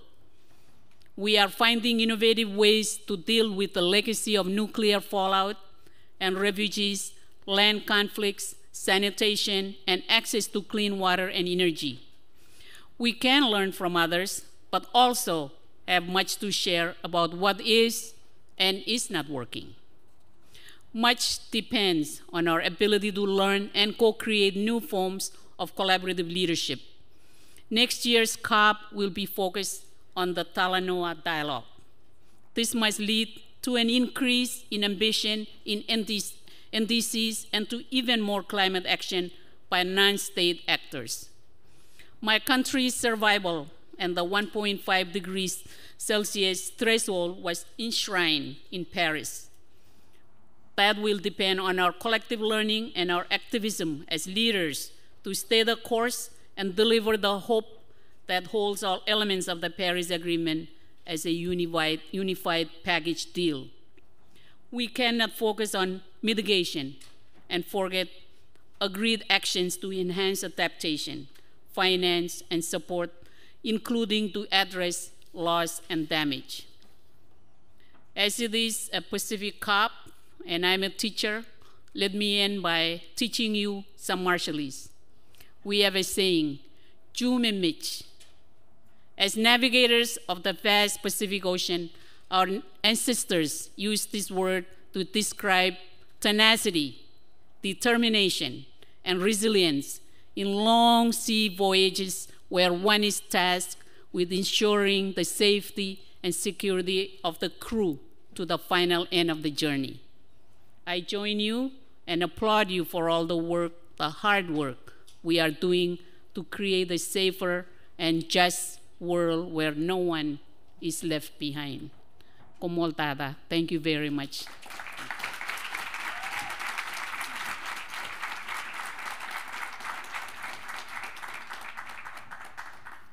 Thank you, Mrs. President. Really, it was a very inspiring speech.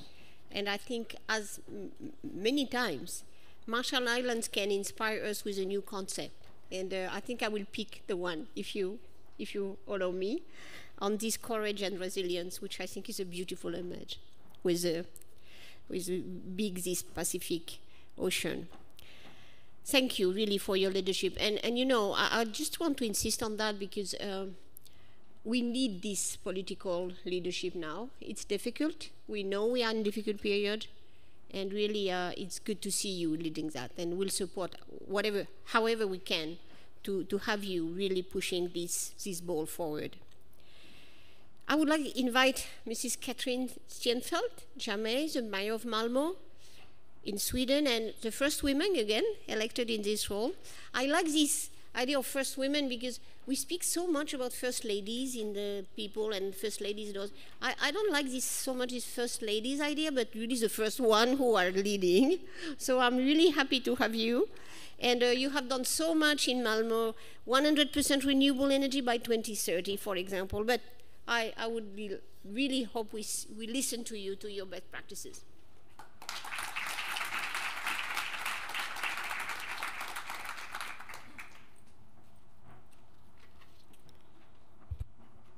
Thank you. Dear President, Minister, Governor, Ambassador, Mayors, honorable delegates and guests. It is an honor, a true honor, to speak to you today. I am the mayor of Malmö, the third largest city in Sweden, and we have a population about a little bit more than 330,000 inhabitants. And we are truly a young and a global city. 40% of our inhabitants are younger than 29, and we do represent 178 different nationalities among those 330,000.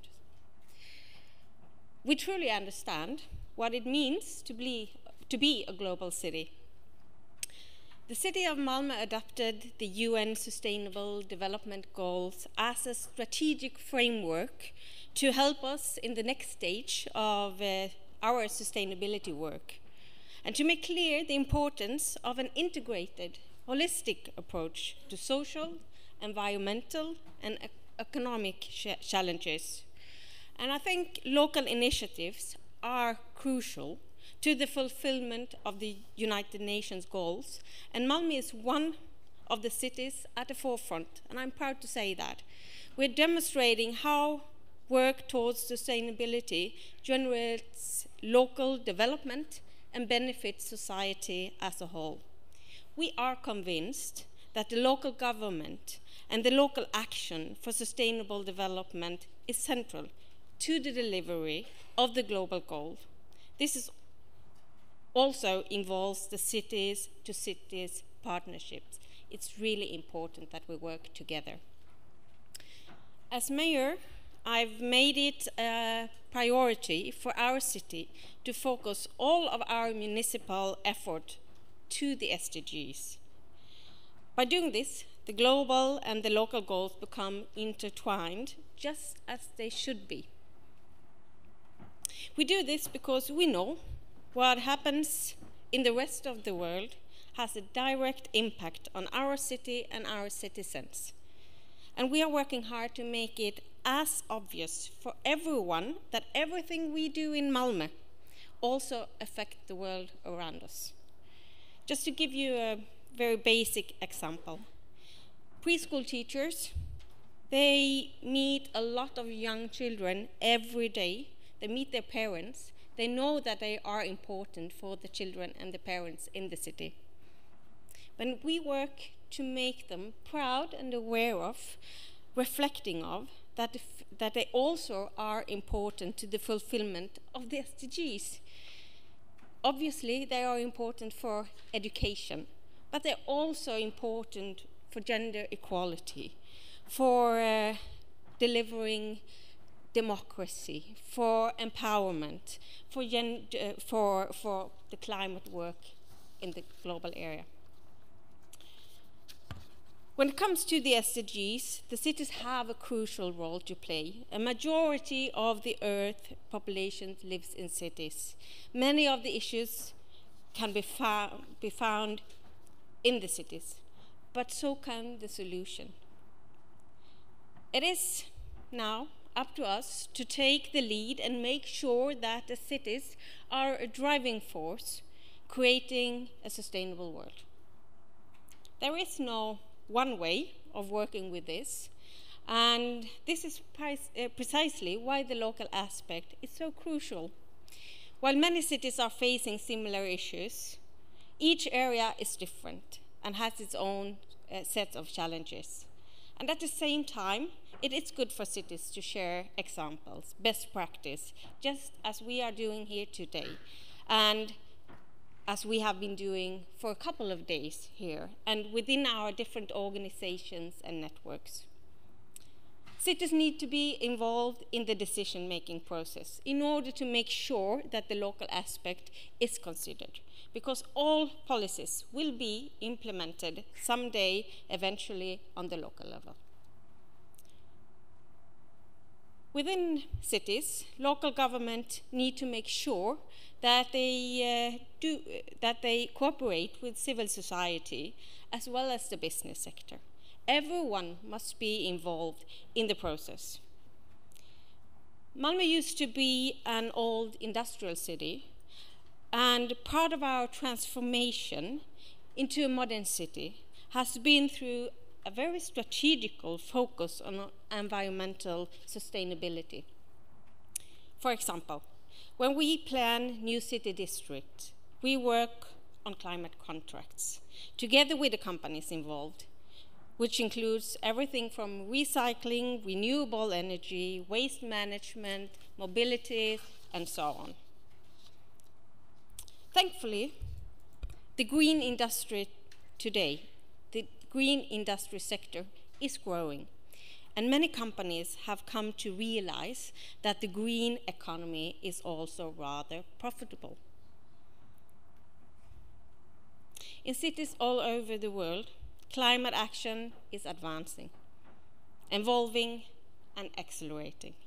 I want to leave you with the reminder that climate change is not about environment as an isolated issue. It is about the fate of humanity. This is the only planet that we have, and if we cannot live on it, there is no plan or rather planet B. Taking action is no longer a choice. It is a must. And here the cities do have a leading role to play. And I really look forward to cooperate. And we have to do this together. Thank you very much.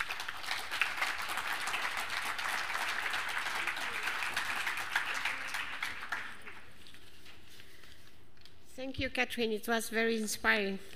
It's just good, no, to have panels where you don't have any men and we are only women. And I don't want to be. Yeah. That's a relief. When I remember my first coming into climate and energy negotiation, I can tell it was really different. So I want to celebrate that. I think I will call now Aïssa Kirabo-Kassiria, who will lead us to the first panel. She's the Deputy Director of UN Habitat, and of course a key driver for the SDG 11 discussion next year. And she will be joined by incredible women as well, Celestine Kecha Cortez Meyer of Bangangte in Cameroon. She's president of many networks. Celestine is normally every time president. And certainly a very, very impressive figure in African politics, and very happy to see you again, Celestine. Helen Fernandez, the mayor of Caracas in Venezuela, again, a very strong figures and very, very active in climate. Montserrat Mir Roca, the Confederal Secretary at the European Trade Union Confederation in charge of climate change, energy and sustainable development and solidarity. And finally, my good friend, Naoko Ishii, who is the CEO and the chairperson of the Global Environment Facility. And now we are in the very able hand of Asia.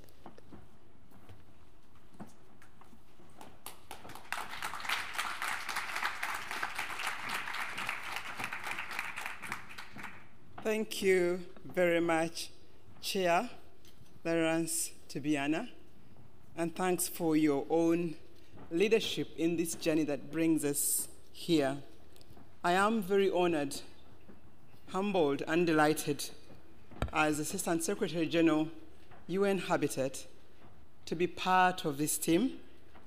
And on behalf of the UN family, UN Habitat in particular, I want to thank the organizers for inviting me, and also for this very noble idea of bringing women leaders at the center stage of discussing climate action and our role in it, especially in cities. As former mayor and parliamentarian back home, I think we have a huge opportunity. If we listened to this at that time 10 years ago, we would be in a different place. So I can't agree more with you, Mayor from Sweden, who's told us it's not a time for making choices, it's a time for action.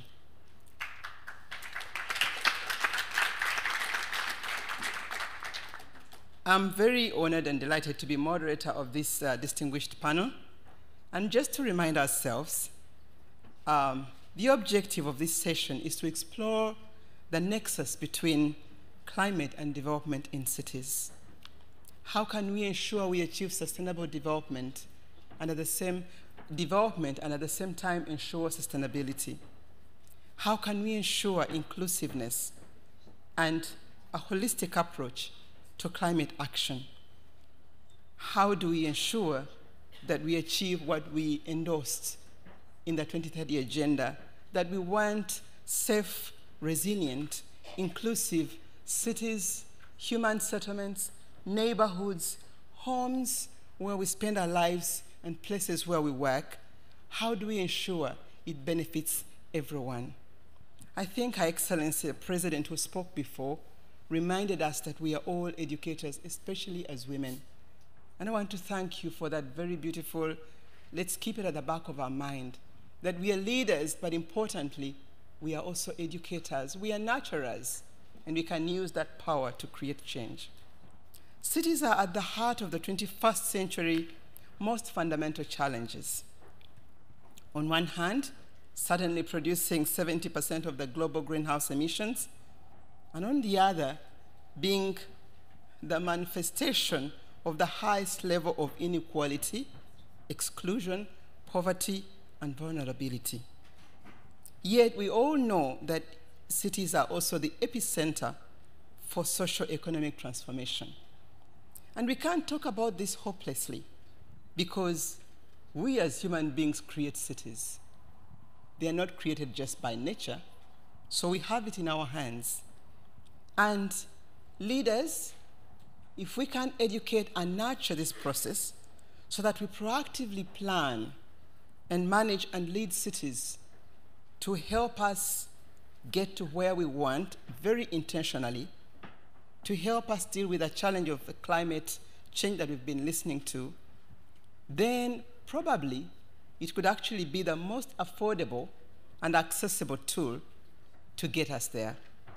Research and evidence shows that climate action can lead to multiple socioeconomic growth aspects that we've had in the last few days being shared, especially by mayors and subnational governments. However, we all agree that there is still much more to be done to unlock the climate and development nexus. And this dialogue in particular is meant to help us hear from our distinguished leaders and panelists practical experiences and partnerships to deliver the change we need and we desperately want for our future and ourselves. And therefore, I'm very honored to, at this juncture, introduce the first speaker. And before I do that, allow me, I know it will be done later, but let me recognize her as a friend, our dear sister and icon leader in this, Mary Robinson. Thank you so much for being here with us. Thank you very much. We really appreciate it. So the first speaker is Celeste, as mayor of a growing city in Africa, Badante, and a proactive president of the Network for Locally Elected Women Mayors in Africa. Could you please share with us your experience on how placing social inclusion should be at the core of implementation of the Paris Agreement and the strategies to help us achieve the Sustainable Development Goals, especially goal number 11? 3 minutes, kindly. Thank you. You can stay there or you can come here, whatever you choose.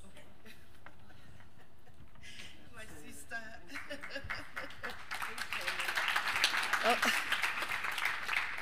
Distinguished participant, my dear sister, Madame la Directrice, I'm very proud to be moderated by you according to the image of woman you are giving in ONU Habitat. Thank you to be there. I think that 3 minutes would be not enough for me, but I will try to make it happen. And I would have liked to see many, many men in this room, because talking about inclusivity is talking about women, is talking about young, and talking about women is talking about those who are in the center of all the action that can impact climate change. Talking in Africa, for example, I've seen this morning one president, woman. We know that the MDDs was talking about 30% of women at the position level. But at the end of the day, in 2015, we have got less than 5% women as president out of 190 presidents in the world, less than 6% mayor, less than 15% women parliamentaries, and how can they talk about sustainable development without talking about women? I'm the president of Female Mayor of Africa. And in Africa, we are in the center of the family, as well, I'm sure, in Europe. And when we went to Paris, before the Paris Agreement, in our network, we have worked about what can be, it was the COP of solution. How can we present a project, a real project in COP21 to support women mayor to address the problem of climate change in Africa? Je vais peut-être rapidement tourner en français pour être très à l'aise dans ce projet très important que les femmes maires du réseau des femmes élues locales d'Afrique, la section du Cameroun, avait présenté à l'époque à Paris en marge de la COP 21. C'était un projet qui permettait de mettre dans les villes gérées par les femmes de l'énergie solaire, l'éclairage solaire, parce que quand il n'y a pas d'électricité, ce sont les femmes et les enfants qui sont vulnérables. Quand il n'y a pas d'électricité dans les hôpitaux, ce sont les femmes en maternité ou dans les chirurgies qui sont vulnérables. Et donc nous avons présenté un projet qui aujourd'hui a eu le financement des partenaires comme l'IMF, la Fondation Veolia, l'ADEME. Et aujourd'hui, dans cette commune, nous sommes en train d'implémenter cette énergie solaire avec des mini-centrales électriques solaires dans les centres de santé. Peut-être dans des questions, nous aborderons également les latrines écologiques, parce qu'il s'agit en Afrique aujourd'hui d'adresser ces questions sans attendre d'être pollueurs pour prendre des actions appropriées pour changer. Aujourd'hui, les femmes maires organisées en réseau en Afrique adressent des questions de changement climatique à travers les latrines écologiques, à travers l'énergie solaire, à travers l'assainissement, comment traiter l'assainissement et la formation des populations. Je crois que dans les échanges, on me signale que j'ai fini mes 3 minutes.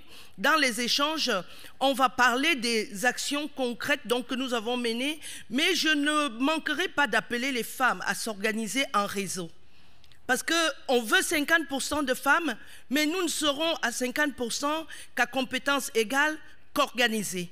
Et aujourd'hui, c'est parce que quand nous sommes organisés en réseau que nous pouvons nous tenir les mains, poser des actions concrètes que nous pouvons dupliquer dans les autres communes. Je vous remercie.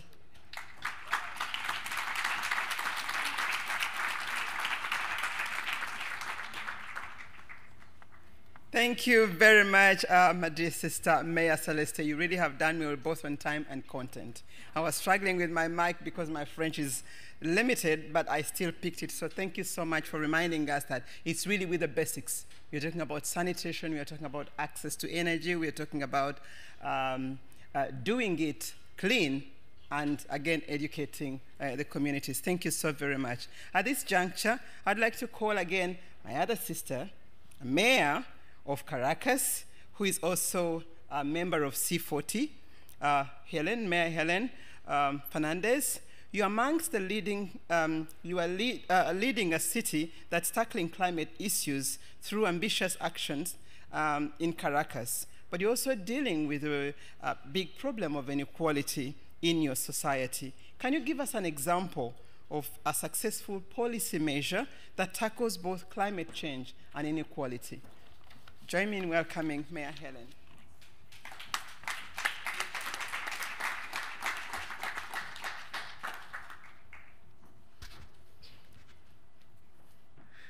I come in from Caracas, Venezuela, and I speak in Spanish. Mi intervención va dirigida a todas las mujeres, la que trabaja en el hogar, la que es ejecutiva, la que es esposa, madre, abuela, hermana, en fin, todas. Y dentro de esas todas quiero darle mi reconocimiento a Anne Hidalgo, como buena representante de la mujer y presidenta del C40, que está promoviendo este gran movimiento de mujeres que tenemos como responsabilidad dejarle a nuestros hijos y futuras generaciones, más que la vida, un mejor mundo para que puedan crecer y desarrollarse. La expansión urbana no respeta fronteras, así como el cambio climático no va a respetar límites políticos, administrativos, naciones ni continentes por credo, raza o ideales. Vengo de Caracas, Venezuela, un país y una ciudad donde las ambiciones de poder y el hecho de pretender imponer un errado y fracasado ideal a través de una feroz dictadura condujo el emporio de riquezas a una debacle de tal magnitud donde las estadísticas arrojan que en lo que va de año la inseguridad alimentaria alcanza un 93% de los hogares. 756 madres murieron en trabajos de parto y dejaron de existir 14.466 neonatos en lo que va del año. Caracas es una ciudad donde la mujer en su gran mayoría es madre y padre, hace oficios del hogar y debe salir diariamente sin rumbo y sin dinero a ver cómo se las arregla para llevarle el sustento a la familia. Sin embargo, toda esta mala experiencia, lejos de amilanar, la ha fortalecido y ese alguien, mujer, dejó de ser cualquier cosa y con mucha valentía eleva su voz, dejando a la luz pública la lucha por sobrevivir y avanzar a esa otra calidad de vida. En Caracas vivimos una guerra no convencional y a las mujeres no les ha quedado más que dejar de ser simples mensajeras y pasar a la vanguardia de duras y cruentas batallas exigiendo el respeto a los derechos humanos, porque la mujer cuando le tocan a un hijo, le tocan todos los hijos del mundo. En el caso de la lucha por el cambio climático, la mujer pasa a ser esa línea transversal donde cumple un rol principal. Hoy día constituye la mitad de la población y si las políticas a seguir no van dirigidas a la necesidad de la mitad de la población, no lograremos el objetivo principal, que es vivir en un ambiente sano y lleno de oportunidades. Es necesario un acuerdo climático justo y sensible al género, y esto se garantiza con igualdad y equidad y con la participación de las mujeres en elaboración de planes y programas, políticas públicas, climáticas, ambientales. Es necesario priorizar su capacitación, ayudarlas al empoderamiento, porque con la ausencia de niveles jerárquicos en la toma de decisiones se acentuará la desigualdad. Si la prioridad es acabar la pobreza y alcanzar la equidad social, se debe preservar el verde, el agua y los derechos fundamentales de vivienda, alimentación, salud como sustento del planeta. Y se hace indispensable cumplir con las metas y los 17 objetivos del desarrollo sostenible. Caracas, capital de Venezuela, debe lograr un cambio contundente y este ha de comenzar por recuperar la institucionalidad y los valores de la democracia. Los pueblos son grandes cuando toman grandes decisiones. Venezuela no está dispuesta a rendirse. Vamos hacia la restitución y reconstrucción de nuestra república, con un gobierno serio, que le dé la cara a los retos que nos vienen por delante, donde de la mano del hombre la mujer ocupará el puesto que reclama y merece, y ese acuerdo de París será el pilar fundamental para lograr el planeta con el cual todos soñamos. Muchísimas gracias.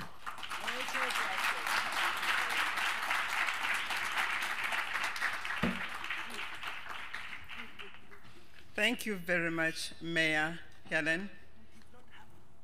She's a passionate mayor, and she's talking about real issues. The burden that we carry at family level doesn't get any less when we are in positions of responsibility. And I like what you've emphasized, that we need to build networks, because it's through those networks that we can uphold that which we wouldn't be able to do individually. But thank you very much for sharing your experience with us. I now will call again my other sister from another dad, Montserrat Rosa. You are the Confederal Secretary of the European Trade Union Confederation, and your portfolio of responsibilities includes the cross-cutting issues of climate change, sustainable development, corporate social responsibility, and solidarity. Can you share with us why these issues are important for the European Union and for the international workforce? The floor is yours. Kindly, 3 minutes. You can stay there if you so wish. You have a mic? Yes, first of all, welcome to everybody. I'm happy to be here. I feel privileged to be sharing this session with those powerful women that they lead cities. And I must say that our cooperation with cities is important. As the trade unions, we have members. And also, during this year, we have had our midterm conference, where I must say that we have count as a keynote speaker with Anne Hidalgo, because additionally what you say, one of my responsibilities is gender, and was a challenge also during this conference to mix the questions related to gender policies and the ones related to climate change. Both were important, but one was key, because during that midterm conference, our organization that represents nearly 50 million workers in Europe have decided, changing the rules of our organization, to have in the new Congress, in 1.5 years, a parity rule. That means that all delegations will need to be composed by 50-50, 50 women, 50 men. That was a big challenge and was not easy, because we have implemented penalization on voting rights if the rule is not accomplished. Means that sometimes you need to be serious, if not, is each time the same. We have no women, we cannot complete the delegation. Having said that, I want to say that several of you, because Mary was there, and several of you know that our slogan in our last Congress was, "There are no jobs in a dead planet." That remarks our ambition that even if we are trade unions, we are very, very focused on jobs, but we want also a good planet. But I want to remark one thing. We think that trade unions are relevant and important for the fighting the climate change. We think that we are a key players, and we think that because we are everywhere, we have networks, and we are in the center of the negotiations. We are recognized as the social partners, and we negotiate agreements where we can include climate change rules and protocols. And at the same time, we can be key players to reduce emissions at European, at worldwide. And we think that if we now include workers and citizens in this challenge, in this fight, we will not succeed if we let people behind. There are two sectors that have reference to cities, that are construction sector and transport sector. In both, we have a lot to do, because it's good to fight against the carbonization of the economy, on the reduction of carbon emissions. But we think that those two sectors have an important role to play. And also the capacitation of our members, of the workers, to be key players and to be adapted to the new jobs that will be transformed. We think also that it's necessary to count with social partners in these changes. If not, will be very difficult to achieve. And also, we think that we can make more attractive for youth, because there are jobs that very often they are not very attractive. To be a constructor, to be a driver in a bus, but maybe is a bus with the new technology, and maybe is an electric bus that could attract also new men and women. And I must to say also that very often the more polluter sectors are very male, and what we want is to go to new jobs where women are key players with equal pay. Thank you very much.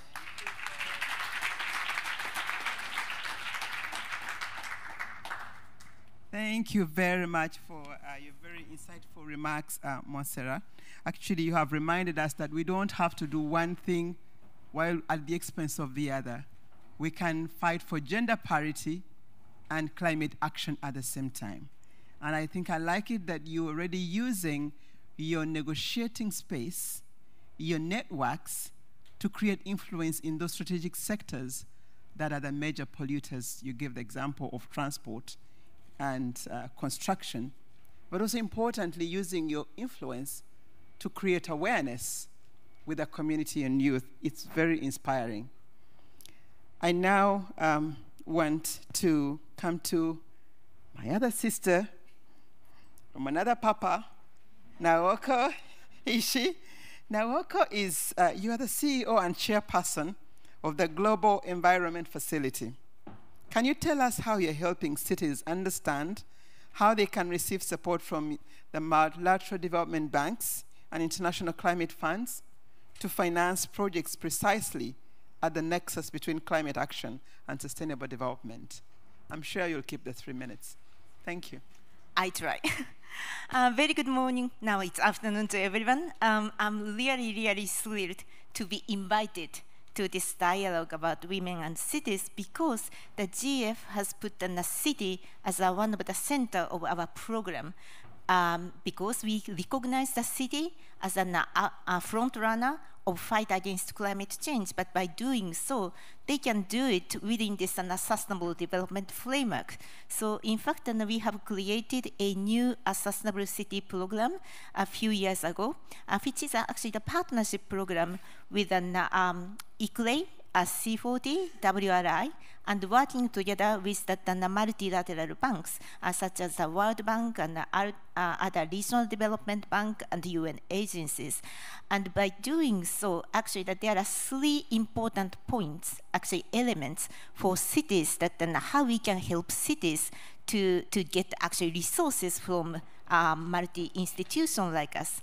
So that point number 1 is we would like to help cities, the mayors, and want to work with them to make the sustainable planning comprehensive, integrated sustainable planning, which includes not only the environmental sustainability, but also inclusiveness. And I know that the city mayors are all interested in doing that. They are actually ahead of anybody in the world, but also there is a lot of knowledge in this community. So how we could actually then help mayors to tap those expertise. So that's actually the point number 1. And as mentioned already by previous speakers, to make that process inclusive, including women's and the communities, the youth voice to be heard is absolutely important.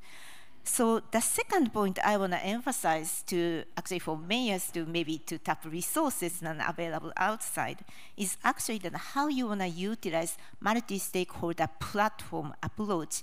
We have seen a lot of interesting opportunities to create this multi-stakeholder investment opportunities. For instance, and how to do this and building more energy efficient, how to do that and lighting, street lighting and domestic lighting more efficient, and how to do heating and cooling system more efficient. And these are kind of investment opportunities that a city can offer, because it needs a business, because they know how to do that and they have a technology and methods to do. But then we need the cities as a regulator, but also planner to make those investments actually available to actually financing institutions like us.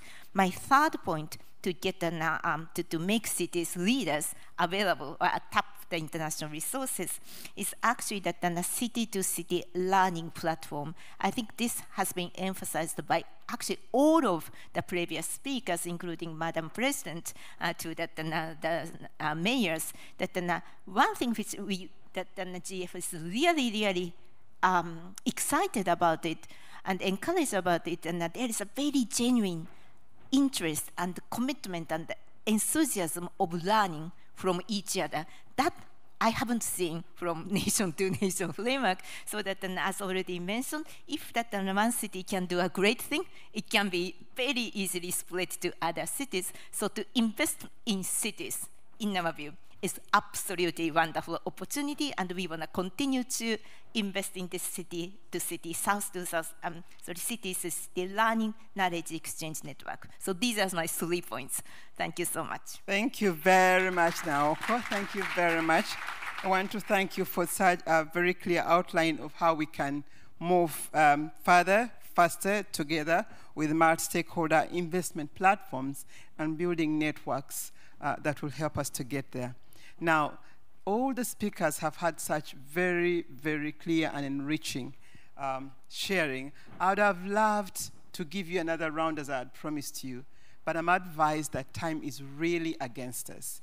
So I'm going to kindly request that we round this up, because we also have other sisters coming in to share with us. But the good thing is we are connected. Every one of us here can reach out to these ladies for more information. I think this is the beginning of another partnership. As I conclude, I just want to say 2 quick points, because Lorenza, you reminded us, next year we're going to be reporting on goal number 11. And so let's ensure that as we report on the goal on ensuring safe, sustainable, resilient cities, it's climate-oriented and focused. And your stake and my stake in that is very critical. Let's continue, and please be with us during World Urban Forum.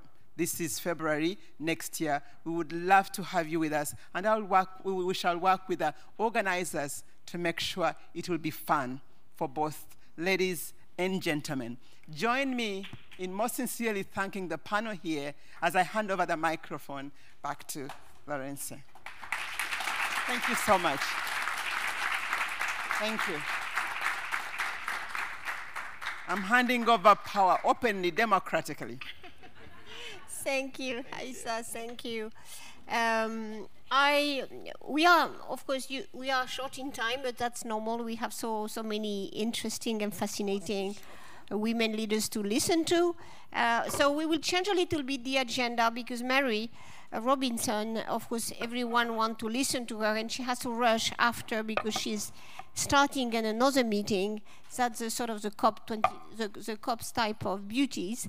And I would like to now to ask Mary, the president of Mary Robinson Foundation for Climate Change and the former president of Ireland and the previous High Commissioner for Human Rights, but more than that, your person, Mary, which in a way, whatever incarnation you have, and I'm sure you will have many more, it's the way you are, because that's the inspiration in you that I think you would share with us this morning. So Mary, just very happy to have you.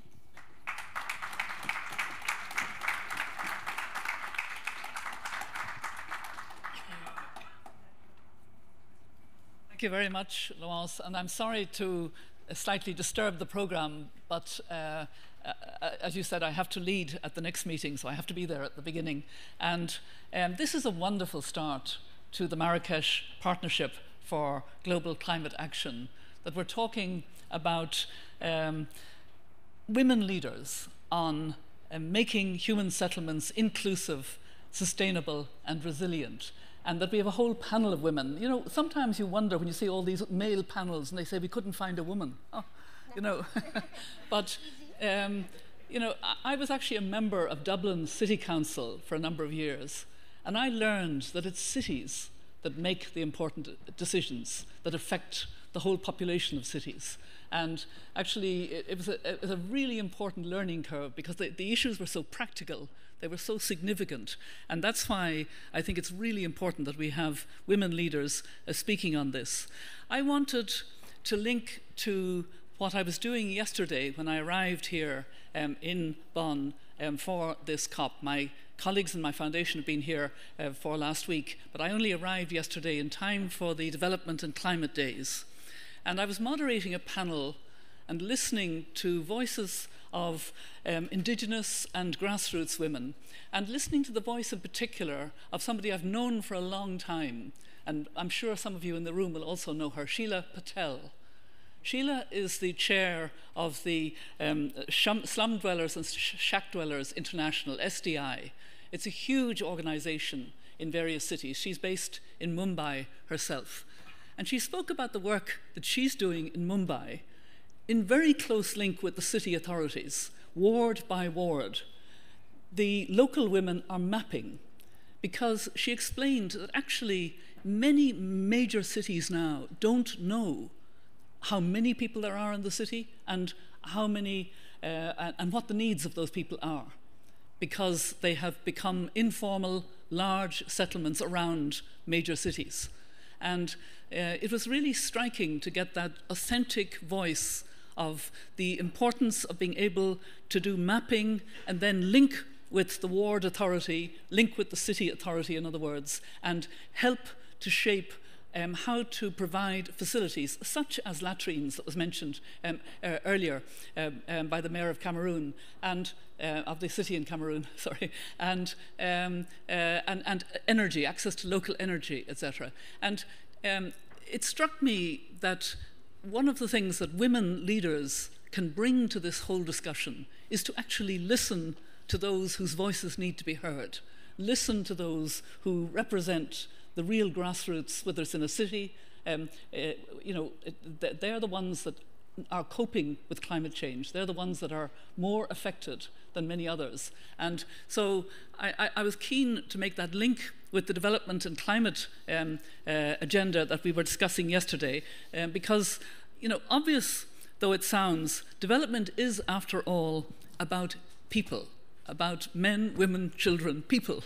And we've tended to adopt an approach over the years where a small number of people decide what's best for the majority, without necessarily either knowing or trying to find out about the real needs of that majority.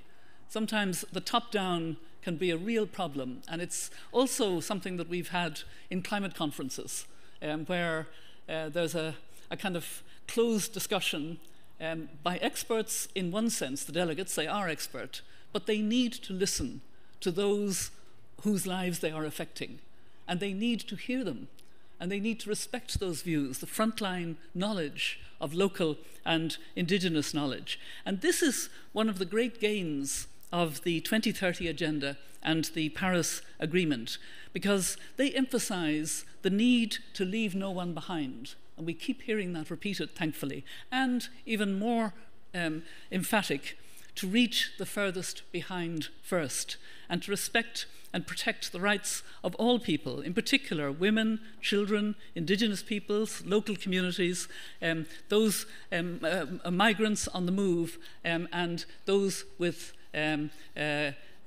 disabilities. This people-centered approach is what climate justice demands, and what I believe really contributes to the results that we seek. And I believe that women leaders have an opportunity to kind of change the way of doing to be more people-centered, to insist that at conferences like this, we take the decisions with people and their dignity in mind, above all their dignity. Because, you know, I like to talk about Article 1 of the Universal Declaration of Human Rights, which says, all human beings are born free and equal in dignity and rights. And when I talk, I often say the dignity actually comes before the rights. And the dignity is that sense of self-identity. And if you're lying homeless in a doorway and people pass you by without even seeing you, you're invisible. It's very hard to have that sense of human dignity. And so that's why human dignity informs and deepens our awareness of human rights and gender equality. And so I'd like to leave you with one of the key emerging messages from the discussion yesterday in the DNC, the Development and Climate discussion, what resilience looks like. And that is, and I quote, that is empowered men and women with access to information, resources and capacity building, participating meaningfully in decision making in partnership with local and national authorities. I thought the panel were touching on a lot of that I was listening to, but I think it's women leaders who are going to lead in the direction of inclusiveness, lead in the direction of caring and leaving no one behind. And that's why this is a great session. Thank you very much.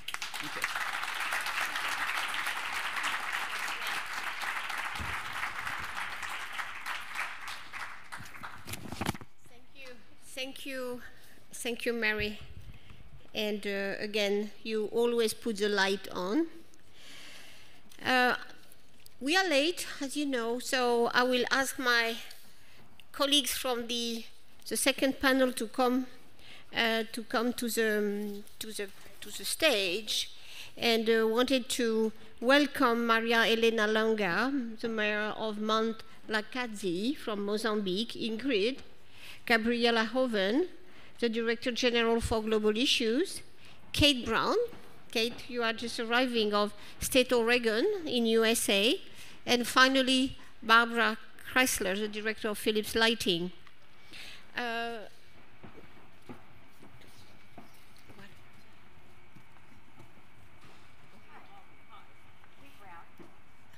So just take a seat and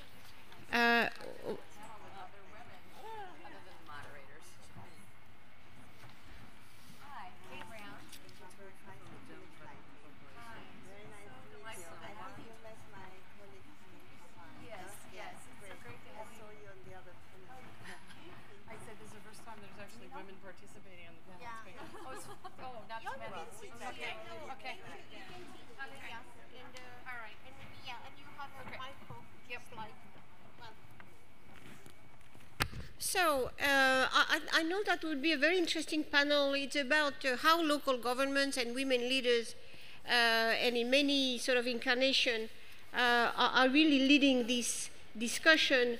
We see that many times local government are really facing challenges in the way national government helps them or not.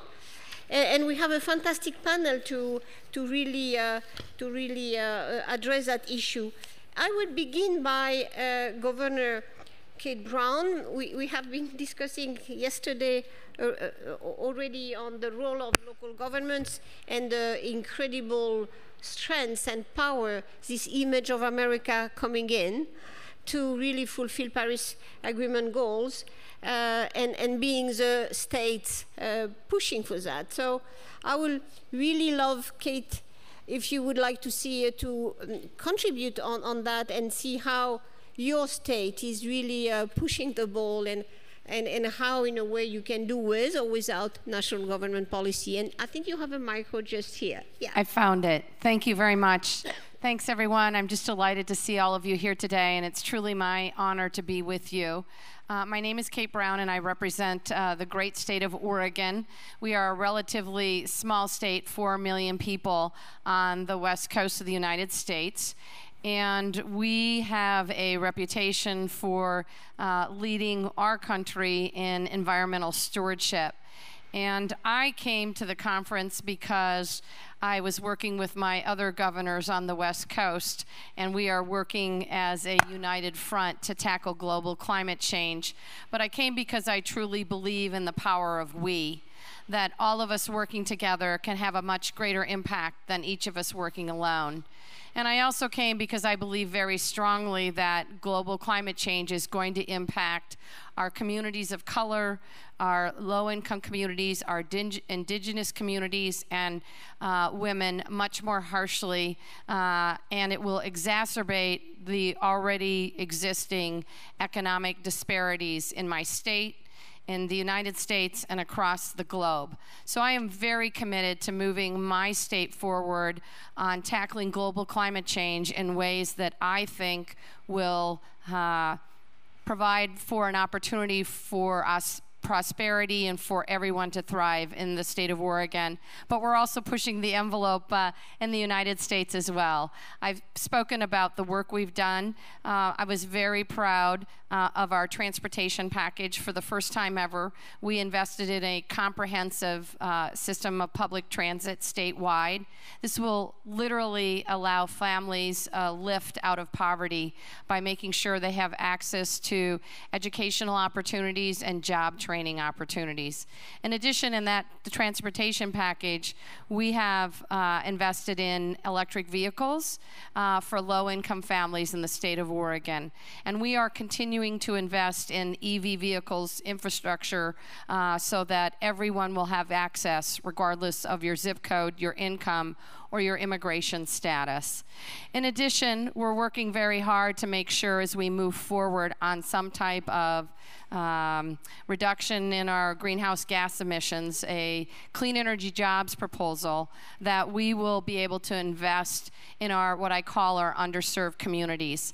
And we know women in particular will be impacted by global climate change. And I just want to share a couple of stats from what happened after Katrina in the United States, the hurricane. And women, it took a very long time. 83% of single mothers were unable to return home after Hurricane Katrina for a full 2 years after the storm. And 2/3 of the jobs lost after Hurricane Katrina were held by women.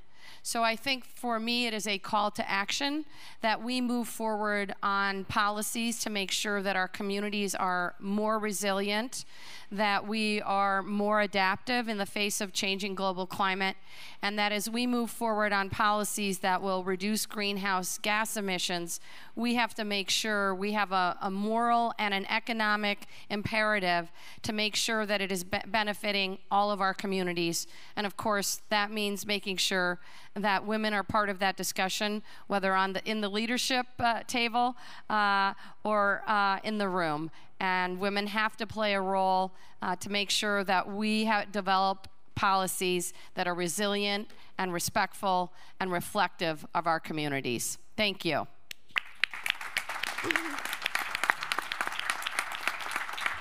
Thank you, Katie. It's an inspiring example, both at what you are doing in Oregon, the view you have on this, how we have to link resilience and climate action, and the way you push the ball forward. So just thank you again. As I said, these governors of US, they are our supranational heroes. It's not subnational, they are the supranational. If I could just add one more thing, I'm just delighted to be here because I know you moderated a panel I was on yesterday, but it's the first time I've actually had other women on the panel with me, and it feels really good to be home. Absolutely, and the next time somebody say we don't know what women put in a panel, we could send them a list. Huh?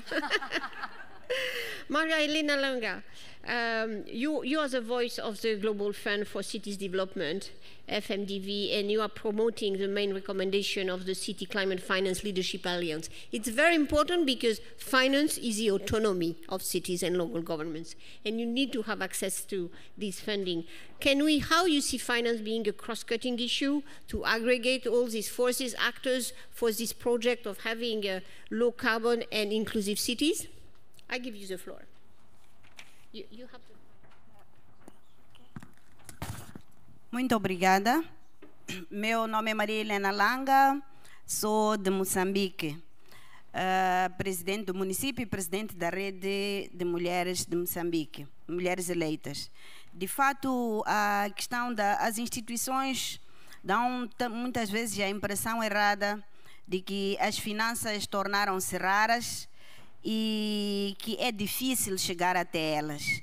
Mas o que eu sinto é que há um mal-entendido entre a tensão entre os governos centrais e os governos locais, mais por falta de coordenação ou falta de algum mecanismo para que os fundos cheguem até aos governos locais.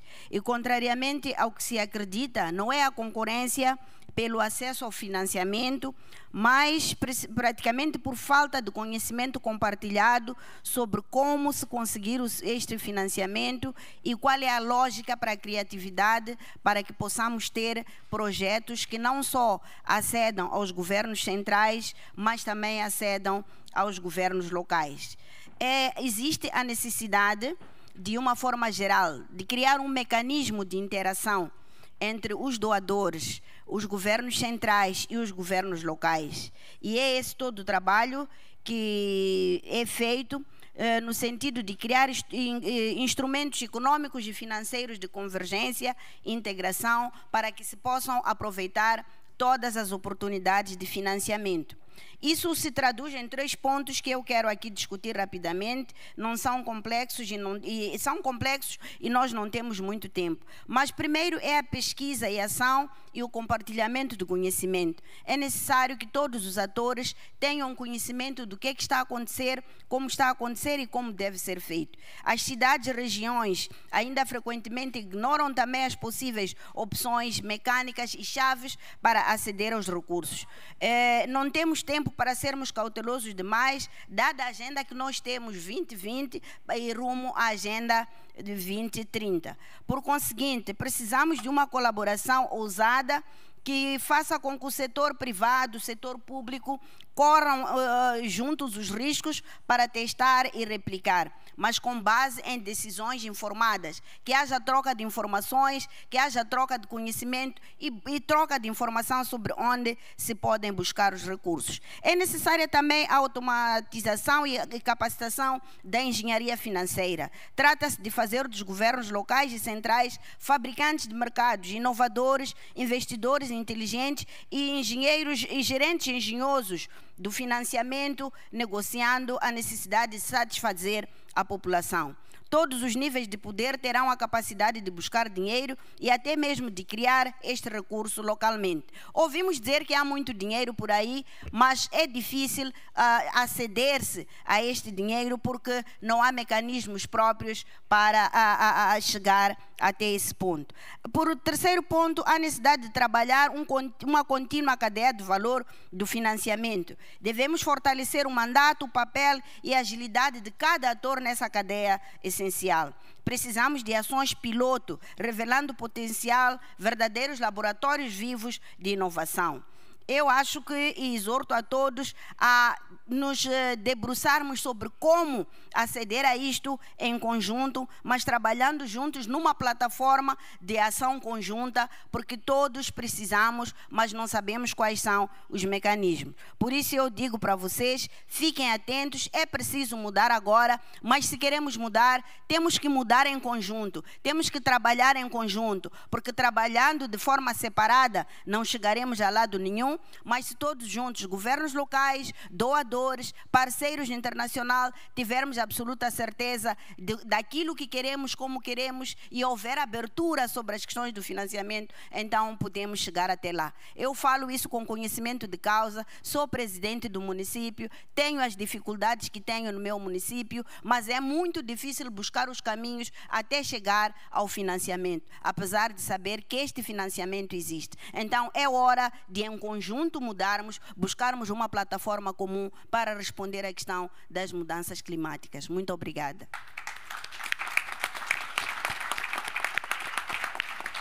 Thank you, Maria Helena. I think it gives a lot of energy to, I'm sure if there was development agency, and we have one in the panel, just to say, really, let's go there. And I think that would be, it's a very powerful example that local government can deliver, and it just gives them access to the means. And I think this mechanism, I can really insist that you look at the mechanism, it's really powerful, and that's the way, the modern way to go.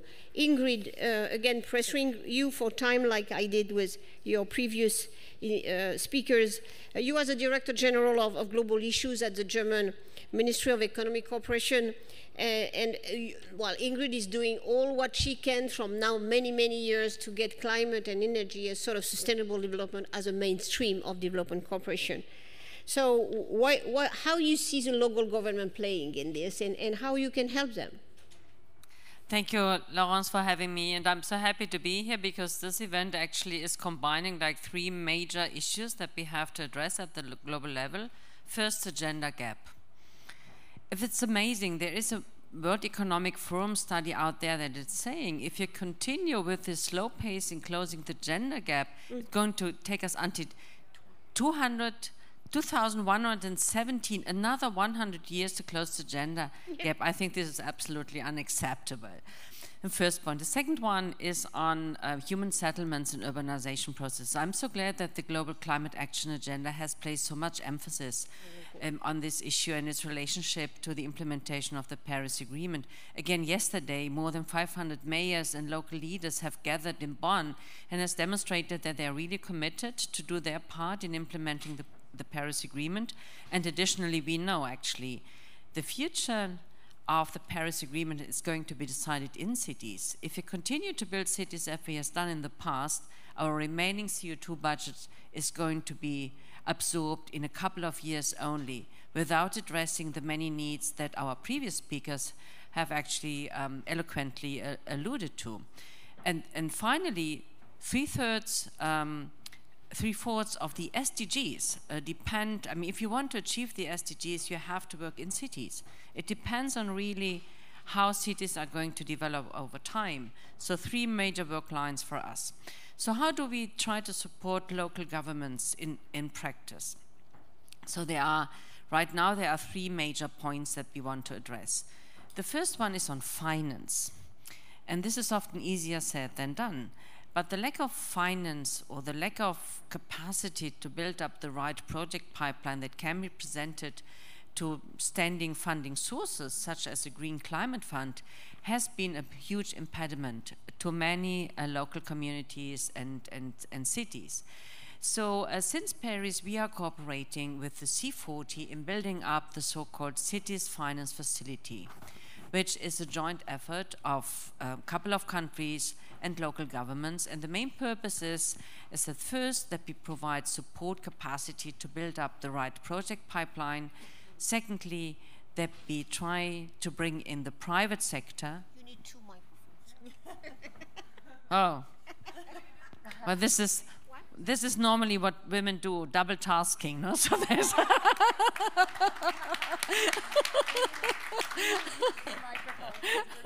sorry. It's me that needs to. So, but again, go. Okay, so in a nutshell, I think this. Okay, so again, back to one hand. No, but again, I would really like to underline how important the Cities Finance Facility is in order to mobilize private sector funding, to build up the project pipelines that are needed, and to figure out what kind of capacity should be built into city councils so that they then later on their own can apply for respective resources. So finance is a big, big issue. But the second one is spatial planning. So when you speak about spatial planning, normally you think, oh, this is like this is a little bureaucratic, boring exercise. But it isn't actually. If you want to overcome those sector silos in designing a city, you have to bring the different sectors together. Energy, transport, education.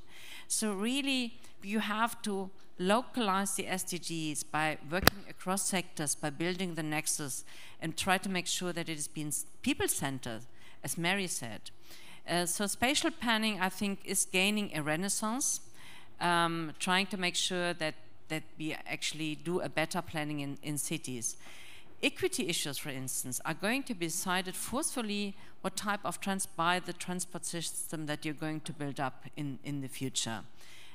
Or even the question whether poorer segments of your population still have an economic opportunity in a growth city very much depends on the type of planning, the type of growth perspective that you actually build into your city planning. So spatial planning is another ingredient. And by doing so, we try to do this in a very inclusive way. So we give a hand to local cities and governments that they can roll out an inclusive, more participatory process where needed. But what counts most is actually the political leadership. Without the leadership in cities by themselves, by local governments, actually we also can't be of help in the international cooperation. And therefore I feel, and this was our plea when we designed the new urban agenda, to give more space, more room for participation and leadership to local communities. I mean, the future of the planet, the future of the SDG is going to be decided at the local level in cities. And we have to empower the people that live in cities and the leadership that is in cities, that they can do their part. And this is one of our, so to say, vision for working on urbanization processes. Many thanks, Laurence. Thank you, Ingrid. It's always really frustrating to moderate panels, you know, because you have just to look at the time and not and pressuring good friends when they are telling very powerful stories. We have our lead speaker, not the least, Barbara Chrysler, who is a director of professional lighting in the public and government affairs at Philips Lighting. Can you just give us your thought on how the public-private partnership and can deal with this issue of pushing the local governments doing much better? And you have powerful example, I know. Thank you very much, Laurence. Thank you very much also to the organizers, and I would also like to particularly mention UCLG for inviting me to this panel.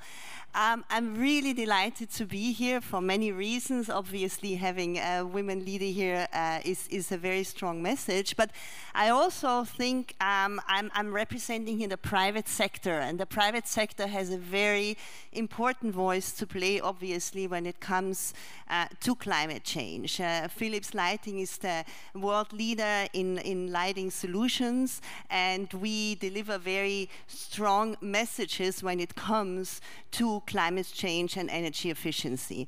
In fact, I wanted to ask you which energy you think is the energy that is the smartest, the least expensive, the best way to go about. What are your guesses, actually, if I may ask into the audience? Well, the energy that we do not consume is the smartest energy. And hence, yes, energy efficiency, in fact, I already gave it away. You win the prize, is definitely the best energy to go.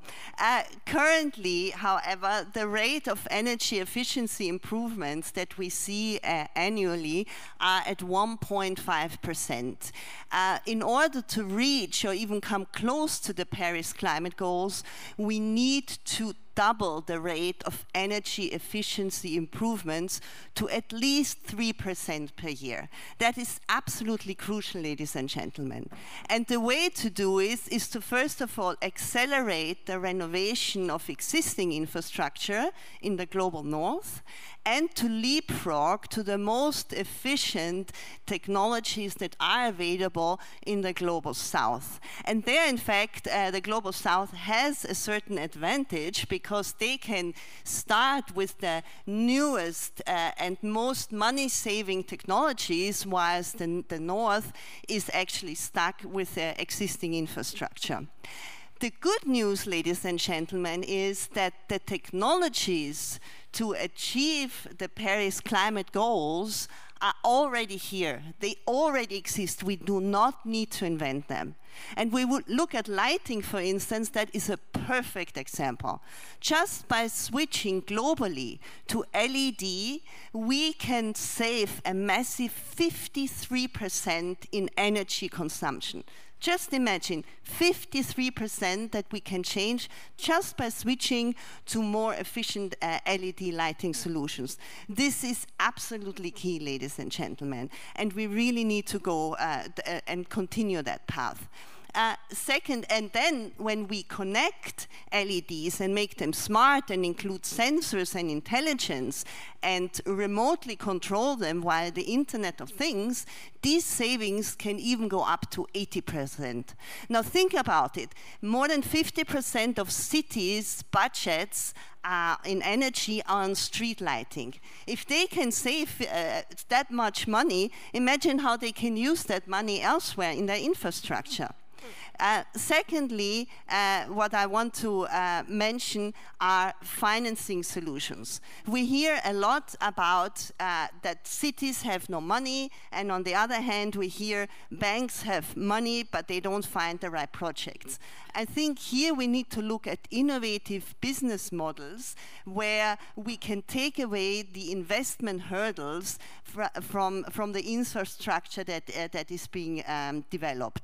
At Philips, we have, for instance, certain solutions where we do pay-as-you-save models, where you can take advantage of your smart lighting infrastructure from day one and pay through the investment through the savings that you make. Last but not least, I would like to mention the very important framework of inducive and conducive policy frameworks. Policy frameworks are here to make good things scale faster. We need to have governments lead by example by, for instance, going through performance-based procurement so that we don't look at the initial cost of an investment, but through the entire life cycle of a product. And then we will see that certain investments that might be a little bit more expensive in the beginning make a whole lot of sense when you look at the full life cycle of their performance. Thank you very much. Thank you, Barbara. And when I look at programs that the same you are pushing for, like in India, the difference that the LEDs have done in India in a just very, very short span of time is really, I think, enormously valuable. And the solution of innovative mechanism are really the way to go. I will not make any wrap-up because we are really running short of time. I just want to thank you because, again, as many of you said, it's really rewarding to see 100% women panels. I think it's a good notion. No, like we can go 100% women in some cases. I think it will balance. And it's fantastic to see the energy in the room and the capacity of really you leading in your own field, in your own domain, and making change happen. I hope we got this energy. I'm sure I felt it. I would really love, I don't know if we do a photo. I'm looking at the organizers, yes? So just join me on the stage.